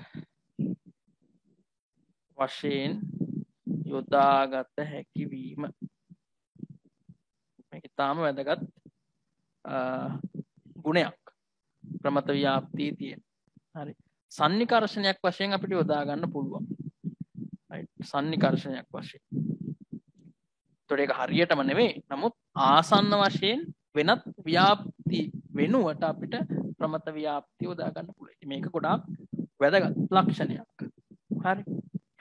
ඒ වගේම තව එකක් වැදගත්කමක් තියෙනවා. දැන් ඔයාලට මතක ඇති මේ නියදුම් ව්‍යාප්ති. ඊට පස්සේ එතනින් ගියාම විශ්ෂම්භ ප්‍රාන්තර එහෙම ගොඩනගන අවස්ථාවේදී කල්පිත පරීක්ෂා කරන අවස්ථාවේදී අපූර්ව ප්‍රමේයක් තියෙනවා මධ්‍ය සීමා ප්‍රමේය කියලා. නේද? මොකද්ද මධ්‍ය සීමා ප්‍රමේයදී කියන්නේ? නියදිතරම විශාල වන අවස්ථාවේදී අපි දැන් සාමාන්‍යයෙන් නියදි මධ්‍යන්‍ය මත පදනම් වෙලා තමයි සංගහන මධ්‍යන්‍ය ගැන දේවල් කියන්නේ. එතකොට එතනදී නියදි මධ්‍යන්‍යයට තියෙන මොන වගේ සම්භාවිතා ව්‍යාප්තියක්ද? නියදි මධ්‍යන්‍යයට තියෙන්නේ මොන වගේ ස්වභාවයක්ද? මොන වගේ විදියකටද නියදි මධ්‍යන්‍ය ව්‍යාප්ත වෙලා තියෙන්නේ? මේක දැනගන්න එක ඉතාම වැදගත්. හැබැයි ඒක ගොඩක් රඳා පවතින්නේ සංගහන ව්‍යාප්තිය මත. තේරුණාද? කියන්නේ සංගහනයේ ව්‍යාප්තිය අනුව තමයි නියදි මධ්‍යන්‍ය ව්‍යාප්තිය තීරණය වෙන්නේ. හොඳම උදාහරණයක් තමයි දැන් අපි දන්නවා නම් සංගහනයේ ව්‍යාප්තිය ප්‍රමත ව්‍යාප්තියක් කියලා අනිවාර්යයෙන්ම නියදි මධ්‍යන්‍ය ව්‍යාප්තියක් ප්‍රමත ව්‍යාප්තියක්. පැහැදිලිද? හැබැයි දැන් අපි හිතමු අපි දන්නේ නැහැ කියන සංගහනයේ ව්‍යාප්තිය ගැන. එහෙම දන්නේ නැති අවස්ථාවලදී අපිට නියදි මධ්‍යන්‍යක ව්‍යාප්තිය ගැන හරියටම අදහසක් නැති වෙනවා. හැබැයි මේ මධ්‍ය සීමා ප්‍රමේය එතනදී වැදගත්. මොකක්ද ඒකෙදි කියන්නේ මේ නියදි තරම විශාල නම් අපි සාමාන්‍යයෙන් විශාලයි කියලා හිතන්නේ නියදි තරම 30 හෝ ඊට වඩා වැඩි නම්. ඒතකොට නියදි තරම විශාල නම් සංගහන ව්‍යාප්තිය මොකක් වුණත් කියන්නේ සංගහන ව්‍යාප්තිය අපි දන්නේම නැහැ කිසි දෙයක්. හැබැයි නියදි මධ්‍යන්‍යයට තියෙනවා ආසන්න වශයෙන් ප්‍රමත ව්‍යාප්තිය. මෙන්න මේක ඉතාම වැදගත් ගුණයක්. විශේෂම ප්‍රමත ව්‍යාප්තියේ වැදගත්කම ගැන කතා කරද්දී මේ මධ්‍ය සීමා ප්‍රමේය කියන එක තාම වැදගත් වෙන ප්‍රමේයක්. ඇයි? දැන් අපි නියදි මධ්‍යන්‍ය මත පදනම් වෙලානේ සංගහනය ගැන දේවල් කියන්නේ. සංගහන ව්‍යාප්තිය හැබැයි අපි දන්නේ.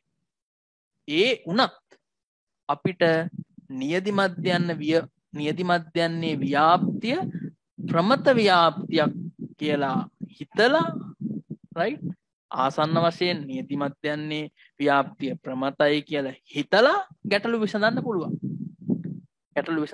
ඒ නිසා තුන්වෙනි වැදගත් පොයින්ට් එක තමයි මොකද්ද? තුන්වෙනි වැදගත් පොයින්ට් එක මධ්‍ය සීමා ප්‍රමේය යටතේ සංගහන ව්‍යාප්තිය නොදන්නා අවස්ථාවක වුව නියදිතරම විශාල නම් නියදි මධ්‍යන්නේ නියදුම් ව්‍යාප්තිය ප්‍රමතයයි ආසන්න වශයෙන් ප්‍රමත ලෙස සැලකීම. මේකත් ප්‍රමත ව්‍යාප්තිය වැදගත් ව්‍යාප්තියක් වෙන්න එක හේතුවක්. හරි. මධ්‍ය සීමා ක්‍රමයේ තියෙන භාවිතය. මධ්‍ය සීමා ප්‍රමේය තියෙන භාවිතය. රයිට්. මධ්‍ය සීමා ප්‍රමේය තියෙන භාවිතය. හරි. මෙතනත් මේ ප්‍රායෝගික වශයෙන් තියෙන සම්භාව්‍ය විචල්්‍ය වලට අපි ප්‍රමත ව්‍යාප්තියක් තියෙනවා. ඒක තමයි පළවෙනි කාරණා. හරි. මම අර රතු ඉර ගහලා තියෙනවා වැදගත් පොයින්ට්ස්. හරි. මොකද ඒව තමයි ස්වරූප වෙනස් කරලා ඔයාලගේ සමහරක් කාට MCQ වලදී එහෙම අහන්න. හරි. ප්‍රමත ව්‍යාප්තිය වැදගත්කමට අදාළ. right. ඊට අමතරව තව වැදගත් කාරණයක් තියෙනවා. මේක නම් මං හිතන්නේ ඔයාලට මුණ ගැහෙනවා ඇති කියලා. නමුත් අපි සංඛ්‍යානයේදී ඉගෙන ගන්නවා මෙන්න මෙහෙම එකක්. විචල්්‍ය පරිණාමය කියලා එකක්. හරි. දැන් ඇත්තටම මේ ඔය සන්නිකර්ෂණය කියන අවස්ථාවේදීත් යම් ආකාරයක විචල්්‍ය පරිණාමයක් වෙනවා. නමුත් මේක වෙනම කතන්දරයක්. දැන් විචල්්‍ය පරිණාමය කියන්නේ මෙහෙම. දැන් උදාහරණයක් ඔයාලට තියෙනවා. ඔයාලා අර z කියලා එක්කෙනෙක්ව හදනව නේද? x අරගෙන x කියන එක්කෙනා ප්‍රමතයි කියලා දන්නවනම් ඔයාලා z කියලා එක්කෙනෙක්ව හදනවනේ. නේද? z සමානයි x ඍණ mu බෙදීම සිග්මා කියලා. මෙන්න මේක විචල්්‍ය පරිණාමයක්. හරි. විචල්්‍ය පරිණාමයක්. මොකද විචල්්‍ය පරිණාමයක් කියන්නේ x තියෙන ස්වරූපය z වුණාම වෙනස් වෙනව නේද? පරිණාමය වෙනවා කියන්නේ ඒකනේ. ට්‍රාන්ස්ෆෝම් වෙනවා කියලා කියන්නේ වෙනස් වෙනවා. ඉන්න ස්වරූපය වෙනස් වෙනවා. දැන් මේ ප්‍රමත ව්‍යාප්තිය වැදගත් වෙන්න තව හේතුවක් තමයි මෙන්න මේ විචල්්‍ය පරිණාමය කරලා ඒව ප්‍රමත ව්‍යාප්ති වල පවතිනවා කියලා හිතලා අපිට ගැටලු විසඳන්න පුළුවන්. දැන් මේ හොඳම උදාහරණය තමයි x z වෙන එක. මොකද x z කරයින් පස්සේ ගැටලු විසඳන්න ලේසියි නේද? z කියන්නේ ප්‍රමත ව්‍යාප්තියක්. අපි z ට විශේෂ නමක් කියනවා. මොකක්ද? සම්මත ප්‍රමත ව්‍යාප්තිය කියලා නේද? ඒකත් ප්‍රමත ව්‍යාප්තියක්. එහෙනම් අපි දන්නවා ගොඩක් ගැටලු අපිට විසඳන්න පුළුවන් මෙන්න මේ සම්මත ප්‍රමත ව්‍යාප්තිය පාවිච්චි කරලා. සම්මත ප්‍රමත ව්‍යාප්තිය පාවිච්චි කරලා. මේ සම්මත ප්‍රමත ව්‍යාප්තිය පාවිච්චි කරද්දී ඔයාලා දන්නවා වගු පොතක් තියෙනව නේද? දැන් වගු පොත ගත්තොත් right ඔයාලට මේ වගු පොතේ තියෙනවා දීපද වගුව, පොයිසෝන් වගුව, ප්‍රමත වගුව, ඊට අමතරව ටී වගුව, ඊට පස්සේ කයි වර්ග වගු, F වගු නේද? දැන් අපි නිකන් හිතමු මේ වගු වල දැන් දීපද ව්‍යාප්තියක් ඇසුරෙන් ගැටලු හදන්න නම් දීපද ව්‍යාප්ති වගුවක ඔයාලට පුළුවන් n 5 වෙද්දි පුළුවන්, n 10 වෙද්දි පුළුවන්, n 15 වෙද්දි පුළුවන්. පොයිසෝන් ඒත් මං හිතන්නේ ලැම්ඩා උපරිම ඇත්තේ කීයද? 7ද 8ද? වගු පොත තියෙනවද අතේ? ලැම්ඩා උපරිම කීයද පුළුවන්?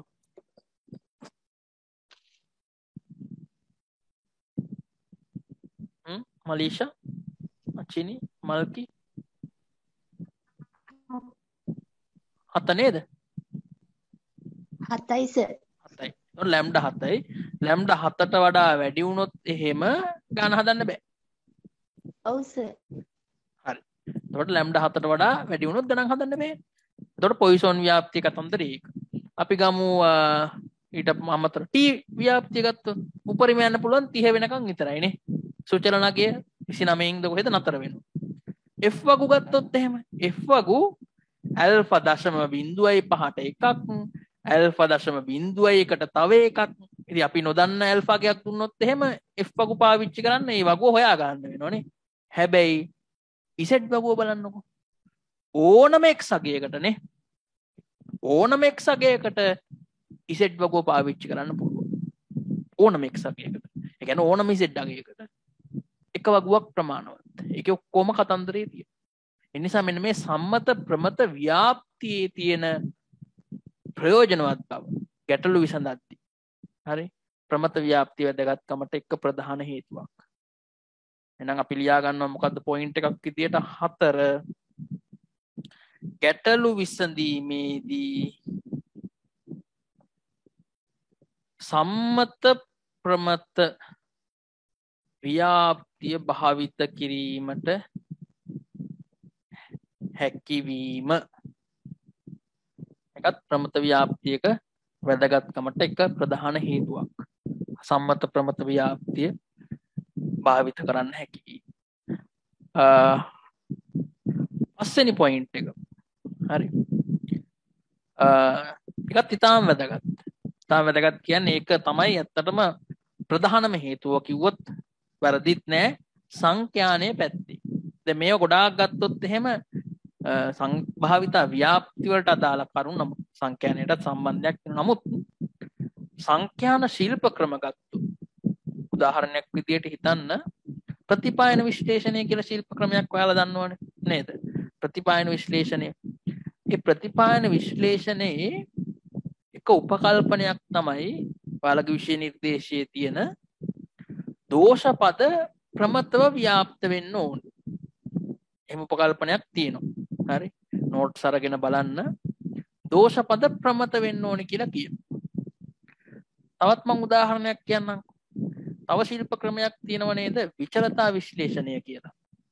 8 වෙනි ප්‍රශ්නේදී එහෙම එන්නේ MCQ ප්‍රශ්න පත්‍රයේ එක ගානක් වගේ එනවා. ANOVA කියලා කියන්නේ විචලතා විශ්ලේෂණය. ඒ විචලතා විශ්ලේෂණයක් කරන්නත් උපකල්පනයක් තියෙනවා සංඝාන ප්‍රමතව ව්‍යාප්ත වෙන්න ඕනේ කියලා. අර දැන් මතක් වෙන්න ඕනේ සංඝානය ප්‍රමතව ව්‍යාප්ත වෙන්න. එහෙනම් මේ සංඛ්‍යානයේ තියෙන බොහෝ ශිල්ප ක්‍රම බොහෝ සංඛ්‍යාන ශිල්ප ක්‍රම උපකල්පනයක් වශයෙන් පවත්ව ගන්නවා. දෝෂ පද වෙන්න පුළුවන්, සංඝාන වෙන්න පුළුවන්, ඒ දත්ත වෙන්න පුළුවන් ප්‍රමතව ව්‍යාප්ත වෙනවා කියන උපකල්පනය කරනවා. මෙන්න මේ උපකල්පනය තාම වැදගත්. හරි. ඒ නිසා සංඛ්‍යාන ශිල්ප ක්‍රම වලින් ගන්න නිගමන හරි අපි මොකක් හරි දැන් ප්‍රතිපායන විශ්ලේෂණයක් කරලා අපි මොකක් හරි නිගමනයකට එනව නේද? ඒ නිගමනයේ ඇත්තටම පදනම් වෙන්නේ මොන ව්‍යාප්තියක් මතද? ප්‍රමත ව්‍යාප්තිය මත. ප්‍රමත ව්‍යාප්තිය මත තමයි පදනම් වෙන්නේ. ඒ නිසා මෙන්න මේක වැදගත්ම පොයින්ට් එකක්. පස්වෙනි එක. බොහෝ සංඛ්‍යාන ශිල්ප ක්‍රම. හරි දැන් මේකේ මතක තියාගන්න මම පැහැදිලි කරන්නම්. ප්‍රමත ව්‍යාප්තිය මත පදනම් වේ. මේ පොයින්ට් එක මතක තියාගන්න මේ බොහෝ කියන එකේ මේ බොහෝ කියන වචනේත් වැදගත් ශිල්ප ක්‍රමත් වැදගත්. මේ ඔක්කොම සංඛ්‍යාන ශිල්ප ක්‍රම නෙමෙයි හොඳේ. හැම සංඛ්‍යාන ශිල්ප ක්‍රමයක්ම ප්‍රමත ව්‍යාප්තිය මත පදනම් වෙන්නේ නැහැ. හැබැයි බොහෝ සංඛ්‍යාන ශිල්ප ක්‍රම. හරි දැන් MCQ එකක ඕනනම් පටලවලා දෙන්න පුළුවන් නේ. සියලුම සංඛ්‍යාන ශිල්ප ක්‍රම ප්‍රමත ව්‍යාප්තිය මත පදනම්. ඒක වැරදි. එහෙම කියන්න බෑ. මොකද සමහරක් ශිල්ප ක්‍රම තියෙනවා ඒවා ප්‍රමත ව්‍යාප්තිය මත පදනම් වෙන්නේ නැහැ. හැබැයි ගොඩක් සංඛ්‍යාන ශිල්ප ක්‍රම ප්‍රමත ව්‍යාප්තිය මත පදනම්. ඒ ටික තමයි ප්‍රධාන වශයෙන්ම ප්‍රමත ව්‍යාප්තිය වැදගත් වෙන්න හේතු. රයිට් දැන් මීට අමතරව විවිධ කරුණු කතා වෙනවා දැන්. උතරම මේ සංඛ්‍යාන ශිල්ප ක්‍රම ගත්තොත් අපි උදාහරණ විදියට ගත්තොත් ප්‍රතිපායන විශ්ලේෂණය ගන්න පුළුවන්. හරි. මම උදාහරණ ටිකක් දාන්නම් එතෙන්ටම. මොනවද මේ සංඛ්‍යාන ශිල්ප ක්‍රම? ප්‍රතිපායන විශ්ලේෂණය. ඊට පස්සේ මම මොනවද කිව්වේ? විචලතා විශ්ලේෂණය. ආයි සංඛ්‍යාන තත්ත්ව පාලනය. තත්ත්ව පාලනයේත් අර 3 සිග්මා කියලා ගන්නව නේද? සිග්මා 3යි කියලා. ගන්නේ ප්‍රමත ව්‍යාප්තිය මත පදනම් වෙලා. රයිට්. ඔය විදියට ගොඩාක් අපිට උදාහරණ තියෙනවා. රයිට්. ඒක ප්‍රමාණවත්. ඒක ඔයාලට තව කියව ගන්නත් පුළුවන් ආදර්ශ උත්තරයක් තියෙනවනේ ඔයාලගේ මාකින් ස්කීම් එකේ. ඒකට ඒකත් කියව ගන්න. හැබැයි මේ පොයින්ට්ස් පහ මග අරින්න එපා. උත්තරය ඇතුලේ මේ පොයින්ට්ස් පහ අනිවාර්යයෙන්ම ඇතුළත් කරන්න. මොකද ගොඩක් වෙලාවට මේකට ලකුණු පහක් උපරිම වුණොත් දෙයි. ඔය පොයින්ට්ස් පහ මේ පොයින්ට්ස් පහ අනිත් එක එකකට එකක් වෙනස්. හරි? එකකට එකක් වෙනස්. ඒ නිසා මේ පොයින්ට්ස් පහ අනිවාර්යයෙන්ම මතක තියාගන්න, ඔළුවට දාගන්න. මොකද මේවා නිසා තමයි අපිට ඇත්තටම ප්‍රමත ව්‍යාප්තිය කියන එක සංඛ්‍යානයේදී අපි වැදගත් සම්භාවිතා ව්‍යාප්තියක් හැටියට සලකන්නේ. හරි. මොකක් හරි ගැටලුවක් තියෙනවද එතන?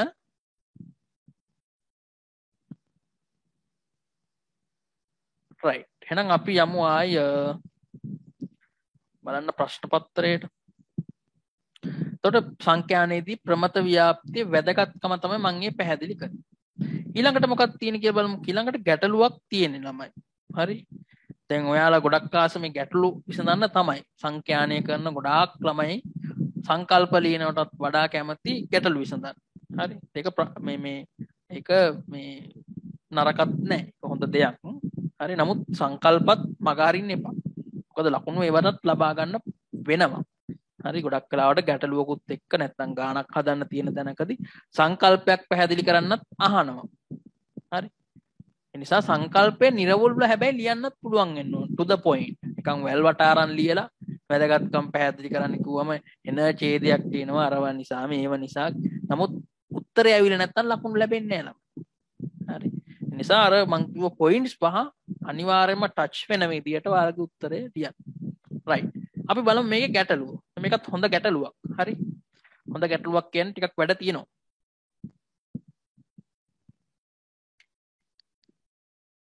දැන් මේ ගැටලුව ගත්තොත් එහෙම කර්මාන්ත ශාලාවක නිෂ්පාදනය කරන චොකලට් කැබලි වල බර. right. දැන් චොකලට් ගැන කතා කරද්දී නිකන් බඩගින්නක් වගේ දෙන්න පුළුවන් ඔයාලට චොකලට් බඩගින්න. මේ චොකලට් වල බර. හරි. ගැන තමයි මේකෙදි මේ අධ්‍යයනය කරන්නේ. මොකක් හරි අපි හිතමු මොනවද තියෙන චොකලට් වර්ග කැන්ඩොස් කියලා එහෙම තියෙනවනේ. රෙවොලෝ කියලා ඉතින් මොකක් හරි කම්පැනි එකක්. හරි. ඒගොල්ලෝ නිෂ්පාදනය කරන චොකලට් කැබැල්ලක් ගත්තොත් ඒකේ බර. හරි. මම දන්නේ සාමාන්‍යයෙන් තින් ඇති ග්‍රෑම් 10ක් 20ක් වගේ නේද? වඩා වැඩිද මන්ද? කොහොම හරි ඒ වගේ සාමාන්‍යයෙන් අපිට නිකන් අදහසක් තියෙනවා චොකලට් කෑල්ලක් ගත්තොත් ඒකේ බර. මෙන්න මේ බර සඳහා ව්‍යාප්තිය ප්‍රමත ව්‍යාප්තියක්. එහෙමනේ මේ කියන්නේ නේද? මේ කියන්නේ ප්‍රමත ව්‍යාප්තියක පවතිනවා කියලානේ කියන්නේ. මධ්‍යන්නේ මියුලු. විචලතාව සිග්මා වර්ගය. එතකොට මේ දෙකේ අගයන් දන්නේ. right. අපි නමුත් දන්නවා සාමාන්‍යයෙන් සංඝහන මධ්‍යන්නේ මියු වලින් දක්වනවා. සංඝහන විචලතාව සිග්මා වර්ගයෙන් දක්වනවා නේද? මේ මියු අකුරනේ මේ තියෙන්නේ. මේ තියෙන්නේ සිග්මා වර්ගය. හරි. සිග්මා වර්ගය. ඒ කියන්නේ සංඝහන විචලතාව. ඊළඟට කියන කතාව බලන්නකෝ. චොකලට් කැබලි වලින් 100ට 6න් 3න් 2ක්. එහෙම නේද තියෙන්නේ පොතේ? මේක චෙක් කරන්න බලන්න. 6න් 3න් 2ක් නේද?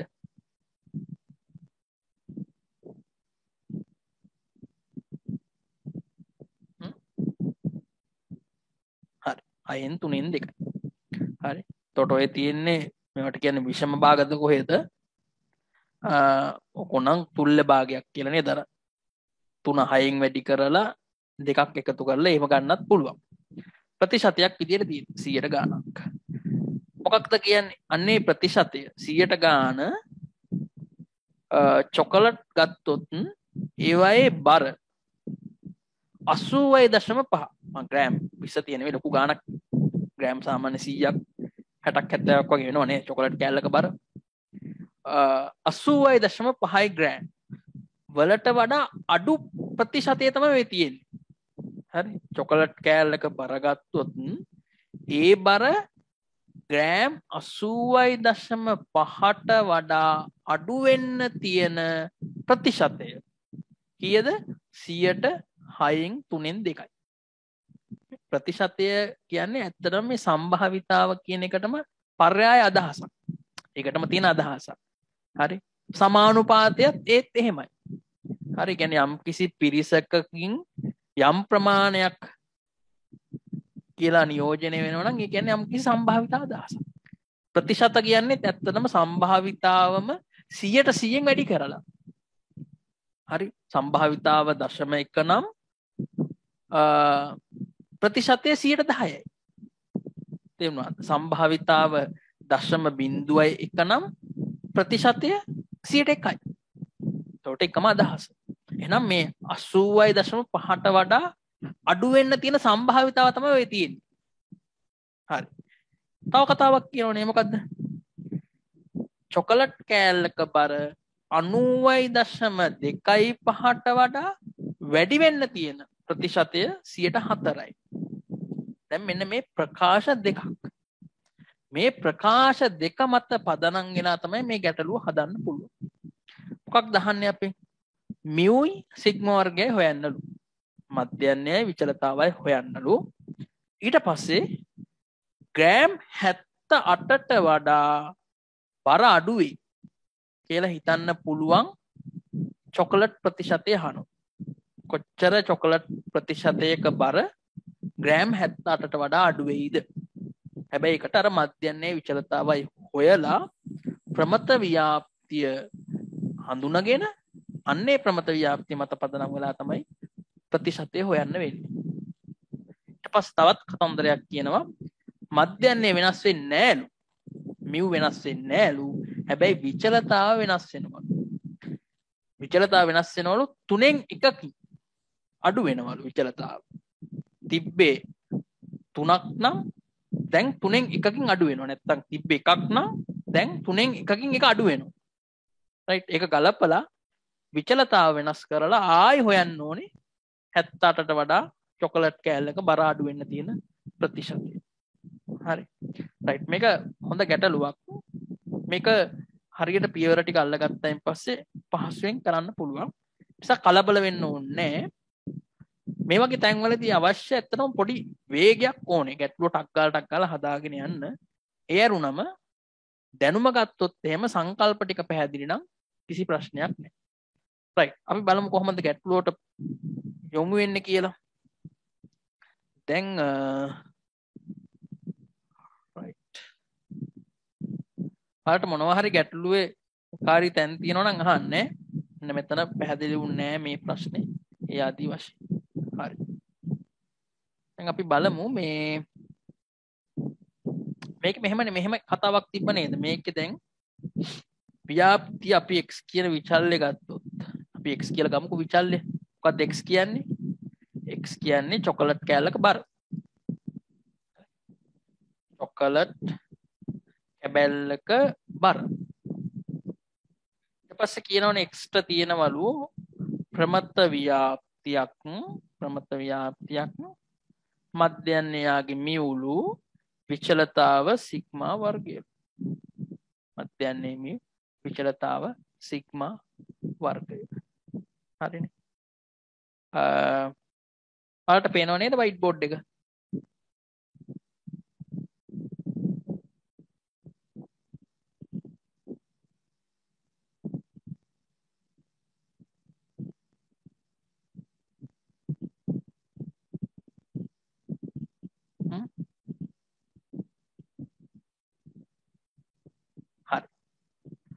දැන් එතකොට චොකලට් කෑල්ලක බර එක ප්‍රකාශයක් තියෙනව නේද මේ කීයට වඩා අඩු වෙන්නද? 80.5ට වඩා අඩු වෙන්න. 80.5ට වඩා චොකලට් කෑල්ලක බර අපි x කියලා ගත්තොත් මේක 80.5ට වඩා වැඩි වෙන්න තියෙන ප්‍රතිශතය. එහෙමත් නැත්නම් සම්භාවිතාව අපිට දීලා තියෙනවා. කීයද?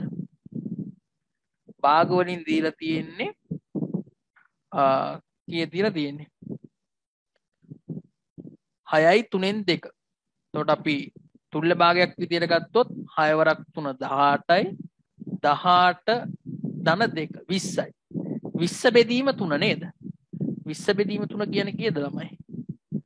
හරියටම බෙදෙන්නේ නැහැ නේ. 20 බෙදීම 3 ආසන්න වශයෙන් නෙයි 6.7ක් වගේ නෝ නේද? 6.67. මේ ඇවිල්ලා ප්‍රතිශත 100ට ගාන අපිට ඕනනම් සම්භාවිතාගය දශම වලින් තියන්න පුළුවන් මේ 6.67 100ෙන් බෙදන්න. එතකොට 0.06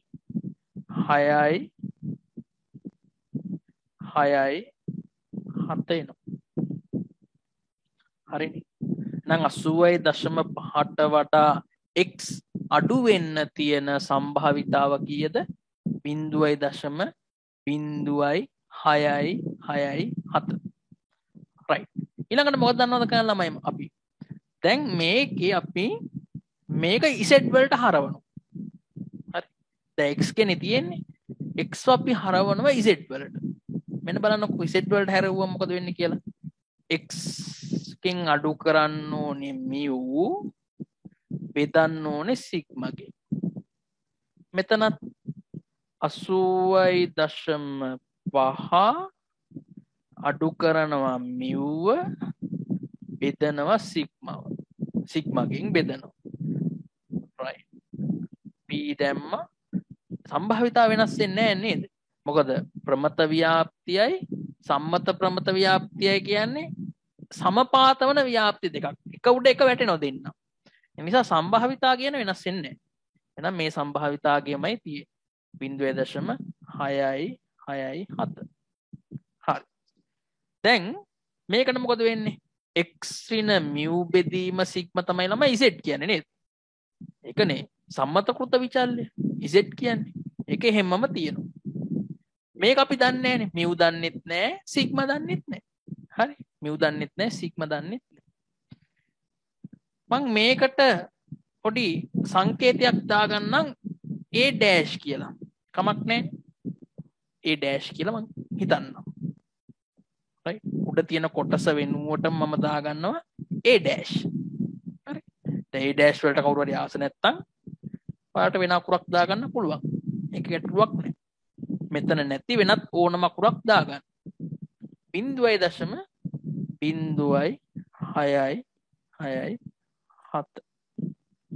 දැන් මම ඉසෙට් ව්‍යාප්තියක් ඇඳලා මේ ප්‍රකාශයේ තියෙන කතාව චිත්‍රයට ගන්න බලනවා. right. එහෙනම් අපි හිතමු මෙන්න මෙහෙම ඉසෙට් ව්‍යාප්තිය කියන එක නේද? මේ තියෙන ඉසෙට්ගේ අක්ෂය මෙන්න ඉසෙට්ගේ ව්‍යාප්තිය. right. මොන හැඩයක්ද තියෙන්නේ? ගාන්ටාකාර හැඩයක් නේද? මැද තියෙනවා බිඳුව. හරි. දැන් a dash කියන අගය මොකක් හරි අගයක් හරි. a dash ඒ අගයට වඩා z කුඩා වෙන්න තියෙන සම්භාවිතාව 0.0667. දැන් අපි මේක ඕනනම් ආසන්න වශයෙන් ගමු දශම ස්ථාන දෙකකට. එතකොට කීයද ළමයි 0.07 නේද? 0.07. එහෙම අවශ්‍ය නැහැ. right. අපි නිකම්මද හිතමුකෝ 0.07. එතකොට දැන් z අගය මේ a1 කියන එක්කෙනාට වඩා කුඩා වෙන්නයි ඕනේ. දැන් මම මෙන්න මෙහෙම දැම්ම කියලා හිතන්නකෝ. a1 කියන එක්කෙනා මෙතෙන්ට දානවා. a dash මෙතෙන්ට දැම්මොත් a dash වඩා z කුඩයි කියන්නේ මෙන්න මේ ටිකනේ නේද? මේ ටිකේ සම්භාවිතාව ලොකු අගයක්. ඒ කියන්නේ සාමාන්‍යයෙන් 0.5ට වඩා වැඩි වෙයිද අඩු වෙයිද කියන්න බලන්න.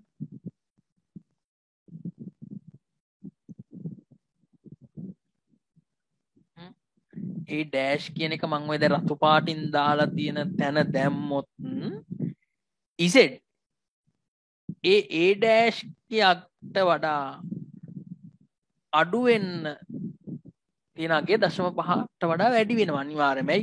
බිඳුව වෙද්දිම 0.5ක් නේද? එහෙනම් එතන වෙන්න බෑ නේද? එතන වෙන්න බෑ. මොකද මේ a ඩෑෂ්ට වඩා z කුඩා වෙන්න තියෙන අගය ආසන්න වශයෙන් 0.7යි වෙන්න ඕනේ. එහෙනම් අනිවාර්යයෙන්ම මෙන්න මේ පැත්තේ වෙන්න ඕනේ. මේකෙත් ටිකක් කෙලවරට වෙන්න තමයි a dash තියෙන්නේ. මෙන්න මේ ටික තමයි මේ මම රතු පාටින් දැන් ලකුණු කරන ටික තමයි බිංදුවයි දශම බිංදුවයි හයයි හයයි හත කියන්න පැදිරි නේද අන්න එහෙම තමයි එතන අඳුනගන්න හරි වෙන ක්‍රමයක් නෑ එහෙනම් සාමාන්‍යයෙන් අඩු වෙන එක 0.5 ඉක්මවල යනවා නම් ඔන්න බිඳුවෙන් දකුණු අත පැත්තට එනවා.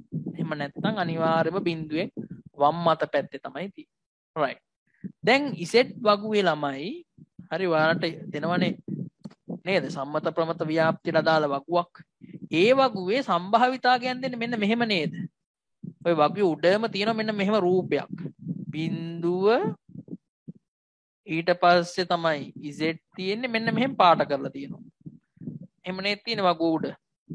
එකෙන් අදහස් වෙන්නේ අපිට යම් z අගයකට අදාළව සම්භාවිතාව කියලා දෙන්නේ බිඳුවේ ඉඳන් z දක්වා සම්භාවිතාව.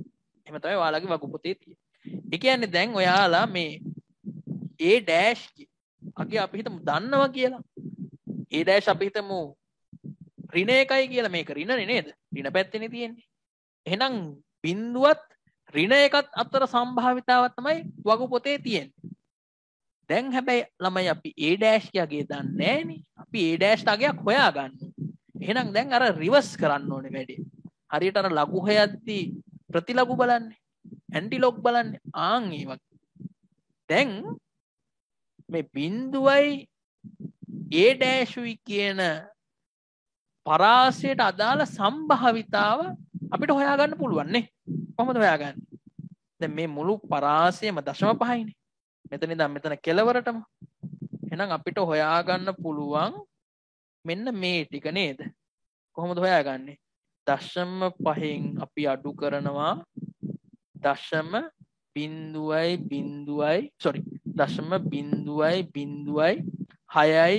7. කියන්න බලන්න මට උත්තරේ.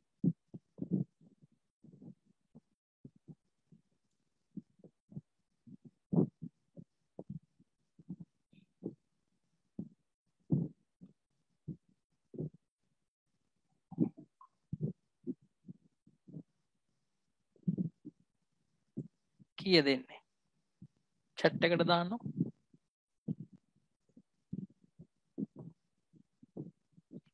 ඔව්. 0.4යි 3යි 3යි 3 නේද? 0.4යි 3යි 3යි 3. එහෙනම් අපි බලන්න ඕනේ දැන් 0.4යි 3යි 3යි 3 වෙද්දී ඉසෙට් අගය කීයද කියලා. දැන් බලන්න ඕනේ අර මැද තියෙන අගයන්ගෙන්. හොඳේ. ඉසෙට් වගුවේ මැදනේ සම්භාවිතාවයන් ටික තියෙන්නේ. අන්නේ සම්භාවිතාවන් ගොඩේ බලන්න 0.4යි 3යි 3යි 3 කොහෙද තියෙන්නේ කියලා. right. ඔයාලා ගාව තියෙන එකේ බලන්න. බලලා මට කියන්න. කොතනද ආසන්න වශයෙන් තියෙන්නේ? 1.5 කියලා කියනවා අචිනි. මලීෂත් කියනවා නේද? බලමු.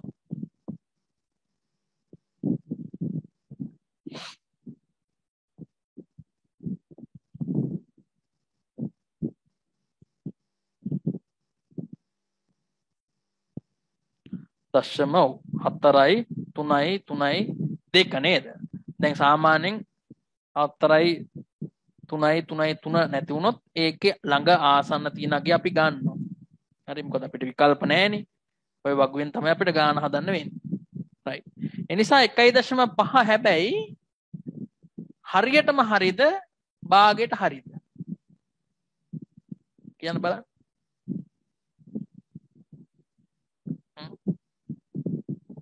a' තියෙන්නේ මොන පැත්තේද? a' තියෙන්නේ වම් අත පැත්ත. ඒ නිසා 1.5 තමයි වගුවගේ. හැබැයි අපිට වම් අත පැත්තට ගන්න වෙනවා. ඒ නිසා අපි ගන්නේ ඍණ 1.5. පැහැදිලි නේද? ඍණ. ඒ නිසා මේ තැන්වල ඉතාලම කල්පනාකාරී වෙන්න නැත්නම් සුළු කිරීම වැරදිලා උත්තරේ වර්ධින්න. right. දැන් මොකක්ද? මේ a' ළමයි අපි අතින්නේ දාගත්තේ නේද? ඒ නිසා දැන් a' කියන්නේ මොකද්ද?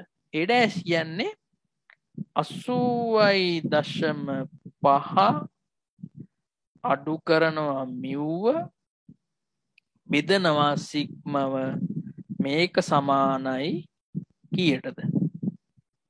ඍණ 1.5ට. හරි. දැන් ඔන්න පුංචි පන්තියේ සුලකිරීම තියෙනවා. හරි. 80.5 ඍණ මිව් 1.5 සිග්මා. 1.5 සිග්මා. හරිනේ. දැන් මේක සුළු කරාම කීය දෙන්නේ අපිට? මේක සුළු කරාම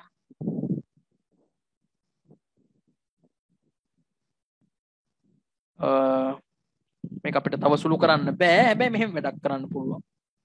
රයිට් මෙයා රිනේ. මේ 1.5 සිග්මා මම මේ පැත්තට ගේනවා. හරි නැත්තම් මියු මං අනිත් පැත්තට අරන් යනවා. හරි මියු අනිත් පැත්තට අරන් යනවා. එතකොට මියු ඍණ මියු මෙහා පැත්තට ගියාම ධන මියු වෙනවනේ. මියු ඍණ 1.5 සිග්මා සමානයි 80.5. ඔන්න මට එක ප්‍රකාශයක් හදාගන්න පුළුවන් වුණා.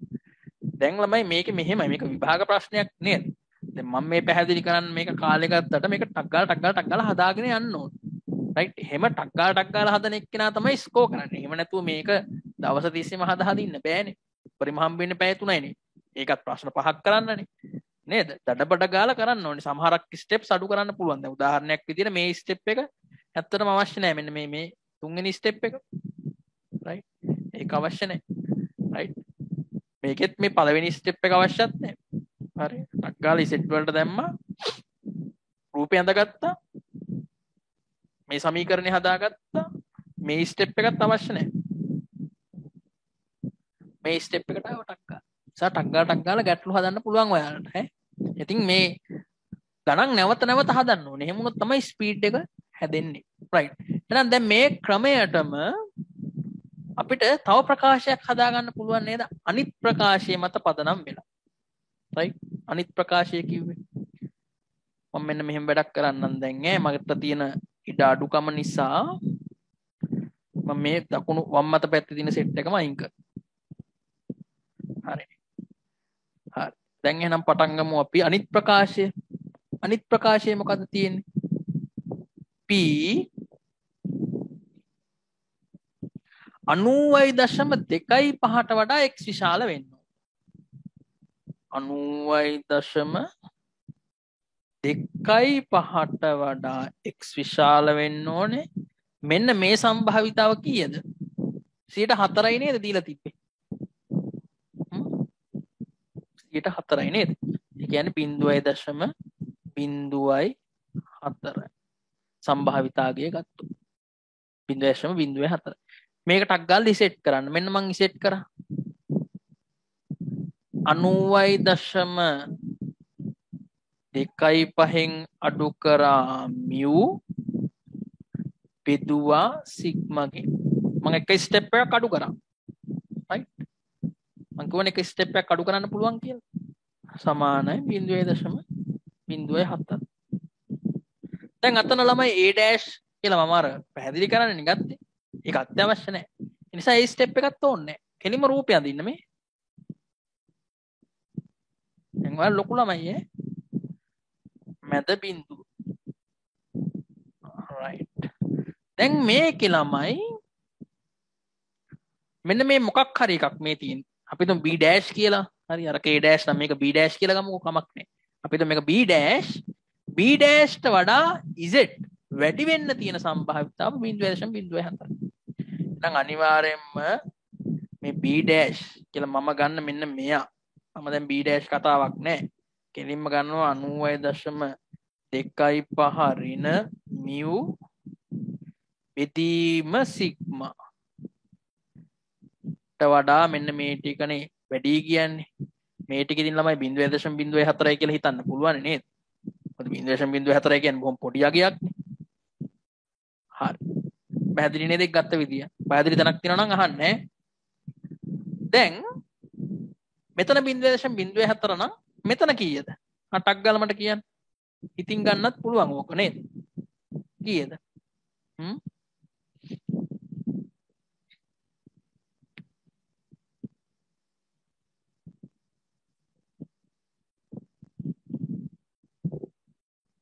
දශම 5න් දශම 0.4ක් අඩු කරන්න.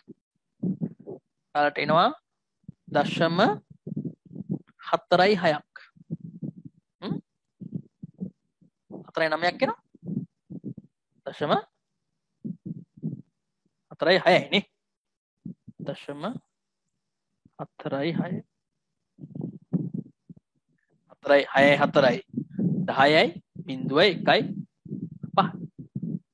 දශම 4.6. සුළු කිරීම ගැන කල්පනාකාරී වෙන්නේ නැහැ. රයිට් දශම 5න් 0.4ක් යනවා. දශම 0.4ක් යනවා. එතකොට දශම 4.6යි. රයිට්. දැන් මොකද කරන්නේ? ටක් ගාලා යනවා Z වගුවට. හරි. Z වගුවට ගියා. Z වගුවේ බලන්න දශම 4.6 සම්භාවිතාව. ඒ සම්භාවිතාවේදී Z අගය කීයද කියලා මට කියන්න. ටක් ගාලා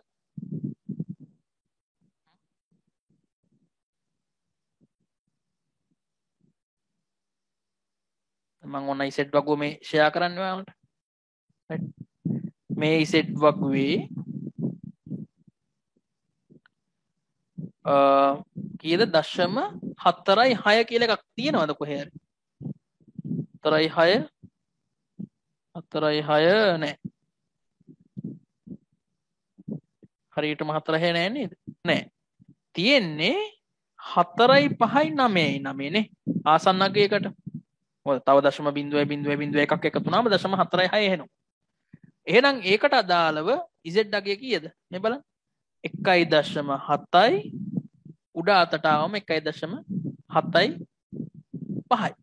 නේද? දශම 0.5කුත් ඇඩ් වෙනවනේ. එහෙනම් Z අගය 1.7යි 5යි. ධනද ඍණද?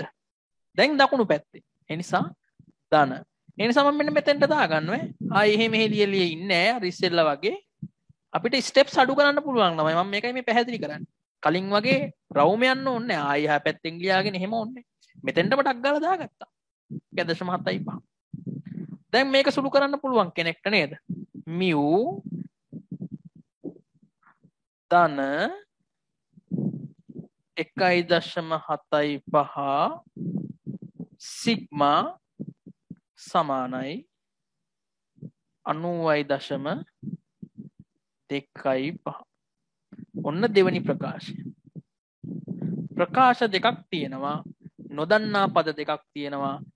නොදන්නා පද දෙක හොයන්න නම් මේ සමීකරණ දෙක විසඳන්න ඕනේ නේද? මේ සමීකරණ වලට මොනවද කියන්නේ අපි? සමගාමී සමීකරණ. ඒතර පුංචි පන්ති වල නේද? ඕලෙල් පන්ති වල මේව ඕන තරම් විසඳලා තියෙනවා.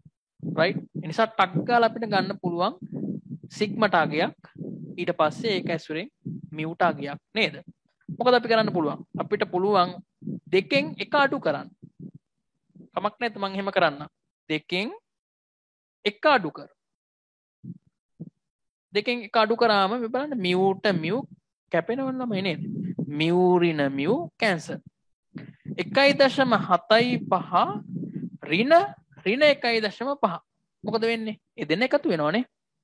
නම් 3.25යි සිග්මා සමානයි මේ දෙන්න එකතු වෙනවා 90.25යි sorry එකතු වෙන්නේ අඩු වෙනවා නේද 90.25න් අඩු කරන්න ඕනේ 80.5 කීයද එන්නේ 90.25 අඩු කිරීම 80.5 9.75ක් එනවා 9.75ක් එනවා සිග්මා ටගයක් ගන්න කොහොමද ළමයි මෙන්න මේ 9.75 බෙදනවා 3.25 හරි 9.75 3.25න් බෙදුවම ඔයාලට 3 හරි ඒවයි ඇති දෙයක් නැහැ 3 එනවා රයිට් සිග්මා 3 නම් රයිට් සිග්මා වර්ගය කීයද ළමයි සිග්මා ඉතින් 3 නම් අනිවාර්යයෙන්ම සිග්මා වර්ගය 3 වර්ගය 9 වෙන්න එපා නේද ඒක හරි ඊළඟට මියු ටගයක් ගන්න පුළුවන් නේද කෝකටද ආදේශ කරන්න ලේසි කැමති එකට ආදේශ කරන්න පුළුවන් right එකට ආදේශ කරමුකෝ එකට ආදේශයෙන් නේද mu වෙනුවට දානවා mu වෙනුවට දාන්න කෙනෙක් නැහැ නිසා muමයි ඍණ 1.5 වැඩි කිරීම 3 නේද සමානයි 80.5 දැන් 1.5 වැඩි කරන්න 3 1.5 වැඩි කිරීම 3 4.5 ඍණ 4.5ක් එහා පැත්තට යන්නේ ඒ නිසා එකතු වෙනවා නේද 80.5ට එකතු වෙනවා 4.5ක් 85යි උත්තරේ මියුට් එනවා 85ක් එහෙනම් සිග්මා හෙව්වා මියු හෙව්වා පැහැදිලි නේද සිග්මයි මියු ගන්න විදිය ඉතින් මේ ගාන අහන්න පුළුවන් ළමයි මේ ප්‍රවේශය ඔස්සේ මේ ප්‍රවේශය කියන්නේ සම්භාවිතාව දීලා z ඇසුරෙන් මියුව හොයන්න දෙන්න පුළුවන් දැන් මෙතන මියුයි සිග්මයි දෙන්නම හොයන්න දුන්නානේ ප්‍රකාශ දෙකක් ගොඩනගලා ඉතින් මියුව දීලා සිග්මාව හොයන්න කියන්න පුළුවන් මියුව දීලා සිග්මාව දීලා මියුව හොයන්න කියන්න පුළුවන් මියුයි සිග්මයි සම්භාවිතාවයි තුනම දීලා x වහන්නත් පුළුවන් නේ දැන් මෙතන මේ 90.5 කියන්නේ x නේ ඕක අහන්නත් පුළුවන් ඔය ඕන පැත්තකට ගාන කරකවන්න පුළුවන් හරි ඊළඟට හැබැයි මෙතනින් ගාන ඉවර නෑනේ නේද ඔන්න ඊළඟට දැන් තියෙනවා සම්භාවිතා ගැටලුවකුත් හදන්න ටක් ගාලා අපි හදමු බලන්න මොන හරි ගැටලු තියෙනවද එතෙන්ට එනකම් හරි ගැටලු නැත්නම් අපිට ඉස්සරහට යන්න පුළුවන් ඊළඟට අහලා තිබ්බේ මතකද ප්‍රශ්නේ රයිට් එහෙනම් අපි දැන් මියු හෙව්වා සිග්මා වර්ගයේ හෙව්වා මේ දෙක හරි හොයලා චොකලට් වල බර ග්‍රෑම් 78ට වඩා අඩු වෙන්න තියෙන සම්භාවිතාව හරිනේ අපි හදමු ටක් ගාලා ඒක චර අමාරු දෙයක් නෙවෙයි නේද x ගේ අගය 78ට වඩා අඩු වෙන්න මෙන්න මේ සම්භාවිතාව හොයන්න ඕනේ එහෙනම් මේක සමානයි z වෙනව නේද x තියෙන එක්කෙනා z වෙනවා මේක 78 ඍණ මියු බෙදීම සිග්මා නේද වරහන් p දැන් ඔයාලා දන්නවා මොනවද දන්නේ මියු දන්නවා මියු කීයද ළමයි මියු ඇවිල්ලා 85යි සිග්මා කීයද අපිට ආවේ 3යි නේද සිග්මා 3යි p z 78න් 85ක් ගියාම කීයද 78 ඍණ 85 ඍණ 7ක් එනවද ඍණ 7ක් එනවා බෙදීම 3 78න් 85ක් ගියාම ඍණ 7යි හොඳේ මේ ධන ඍණ පටල ගන්න එපා හරි නිකන් කලබලයට ගණන් හදන්න ගිහිල්ලා මේ ධන නම් කමක් නැහැ මග ඇරෙන්නේ නැහනේ ඍණ මග හැරෙනවා සමහරක් කට්ටියට ගානේ උත්තරේ වැරදි හරි නිකන් අපරාධයි හරි එක ලකුණක් හෝ ලකුණු දෙකක් වෙන්න පුළුවන් නමුත් සමහරක් වෙලාවට මේක ඊළඟ ගානට සම්බන්ධ වෙනවා ස්ටැට් වල එහෙමයි සංඛ්‍යානයේදී ගානක වෙන අගයක් තව ගානකට සම්බන්ධ වෙන්න පුළුවන් ඒ නිසා කල්පනාකාරී වෙන්න සුළු කිරීම ගැන රයිට් 7 3න් බෙදුනම කීයද ආසන්න වශයෙන් අපිට අගයක් ගන්න පුළුවන් වෙයි නේද හරියටම බෙදෙනවද 7 බෙදීම 3 2.33 ඍණ දශම ස්ථාන දෙකකට තිබ්බම ප්‍රමාණවත් z අගයක් සම්භාවිතාගයන් නම් දශම ස්ථාන 4කට ගන්න බලන්න හරි දශම ස්ථාන 4 රයිට් මේක ටක් ගාලා වලට පුළුවන් නේද මෙහෙම z ව්‍යාප්තියක දක්ව ගන්න z තියෙනවා මැද ඉන්නවා බිඳුව ඍණ 2.3 කියන්නේ මෙන්න මේ පැත්තේ ඉන්නේ නේද ඍණ 2.33 ඒකට වඩා කුඩා වෙන්න ඕන කුඩා ඉඳි මේ පැත්තේ ඉන්නේ රයිට් එහෙනම් මෙතන හොයන්න වෙනවා මුලින්ම නේද මේකනේ අපිට හොයාගන්න පුළුවන් 2.33 දී කීයද ළමයි යගේ 2.33 දී සම්භාවිතාව 4.9.1 නේද මං හරිද 4යි 9යි 0යි 1 මං හරිද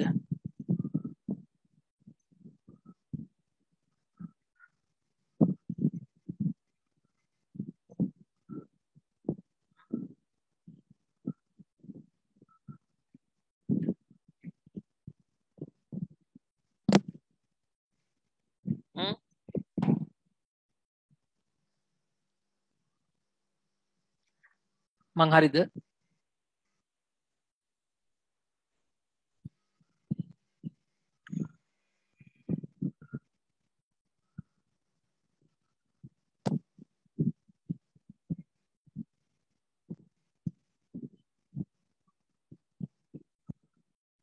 ඇහෙනව නේද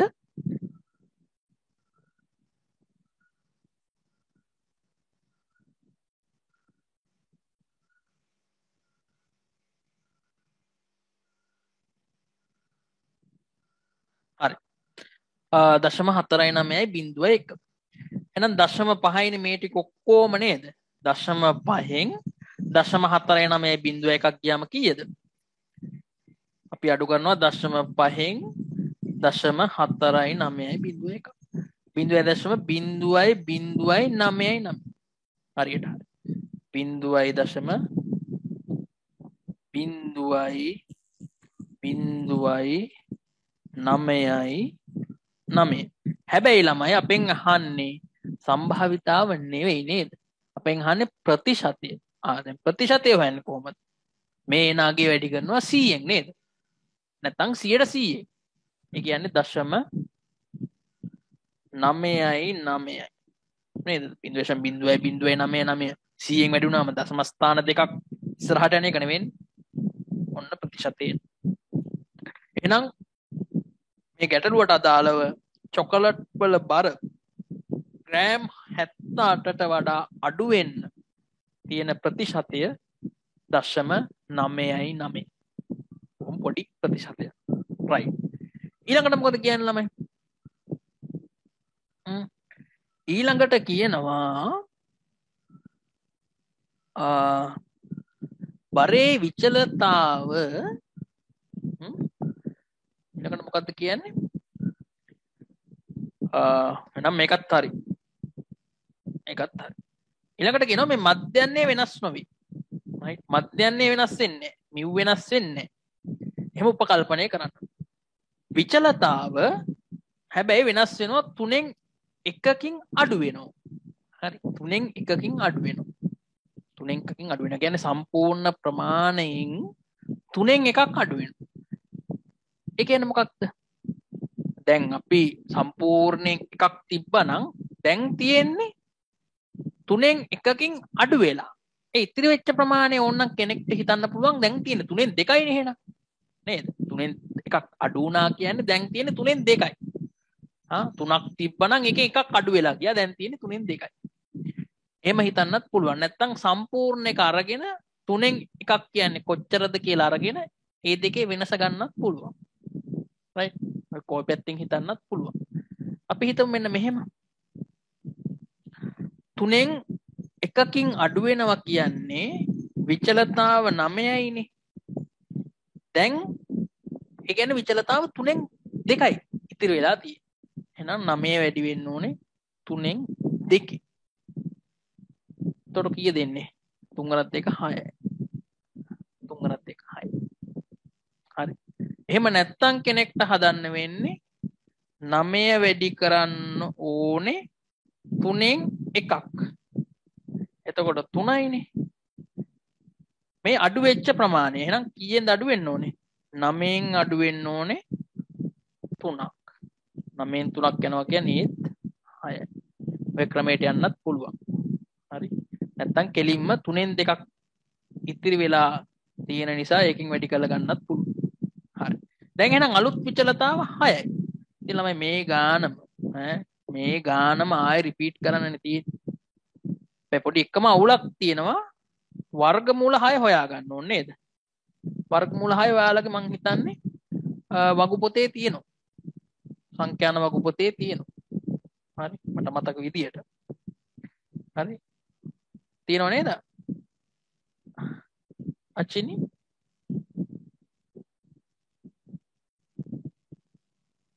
ඔව් වගු පොතේ තියෙනවා. එහෙනම් මූල 6 ගත්තොත් එනවා 2.449ක්. 2.449ක්. දැන් අපිට මොකක්ද කරන්න පුළුවන්? දැන් මෙන්න මේ සිග්ම තියෙන තැන තියෙනනේ ළමයි. මෙන්න මේ 3. මෙතන 3. මේන්න මෙතන අගේ. රයිට් දැන් ඔයාලට එහෙම මකලා ලියන්න බැරි වෙයි. මට පුළුවන් වුණාට වයිට් බෝඩ් එකේ. හරි. ඔන්න ඔය තැන් ටික විතරයි වෙනස් වෙන්නේ. ගාන එහෙම්මමයි. හරි. ඉතුරු ටික එහෙම්මමයි. එහෙනම් මෙතෙන්ට දා ගන්නවා 2.449ක්. උඩ ඍණ 7 එහෙම්මමයි. යට 2.449.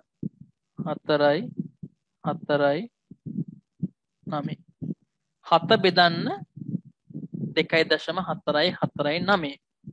එතකොට එයි 2.8583ක් ඍණ දශම ස්ථාන දෙකකට ගත්තම ප්‍රමාණවත් 2.86. එහෙනම් මෙතන ඍණ 2.86ට දැන් ඔන්න කුඩා වෙන්න තියෙන සම්භාවිතාවය හොයන්න ඕන. මෙතන ඉසෙට් අගේ හොයන්න පුළුවන් ඔයාලට. ඉසෙට් අගේට අදාළ සම්භාවිතාව. ඒක එනවා 2.86 දිනේ. 2.86 දී කීය දෙන්නේ? 2.86 දී 4.979. මං හරිද? 4.9යි 7.9.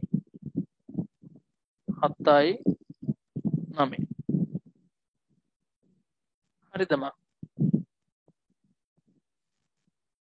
හරි. ඒ කියන්නේ 0.5න් ඒ ටික අඩු වෙන්න ඕනේ නේද? එතකොට උත්තරේ එන්නේ. එහෙනම් කීය දෙන්නේ? දශම අපි අඩු කරමු 5න් 0.49යි 7.9ක්. 0.0.0.21 හරියට.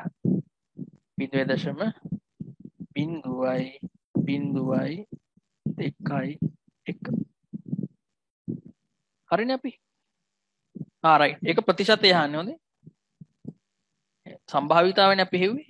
මේක වැඩි කරන්න ඕනේ 100ට 100ෙන්. ඒ කියන්නේ 0.21. රයිට්. දැන් බලන්න විචලතාව වෙනස් වෙච්ච හැටි ළමයි සම්භාවිතාව වෙනස් වුණා නේ. ලොකු ප්‍රමාණයක් නේද? දශමගයක් වුණත් කලින් 0.99 sorry 0.99ට තිබ්බ එක දැන් 0.21 දක්වා අඩු වුණා. 0.21 දක්වා අඩු වුණා ප්‍රතිශතය.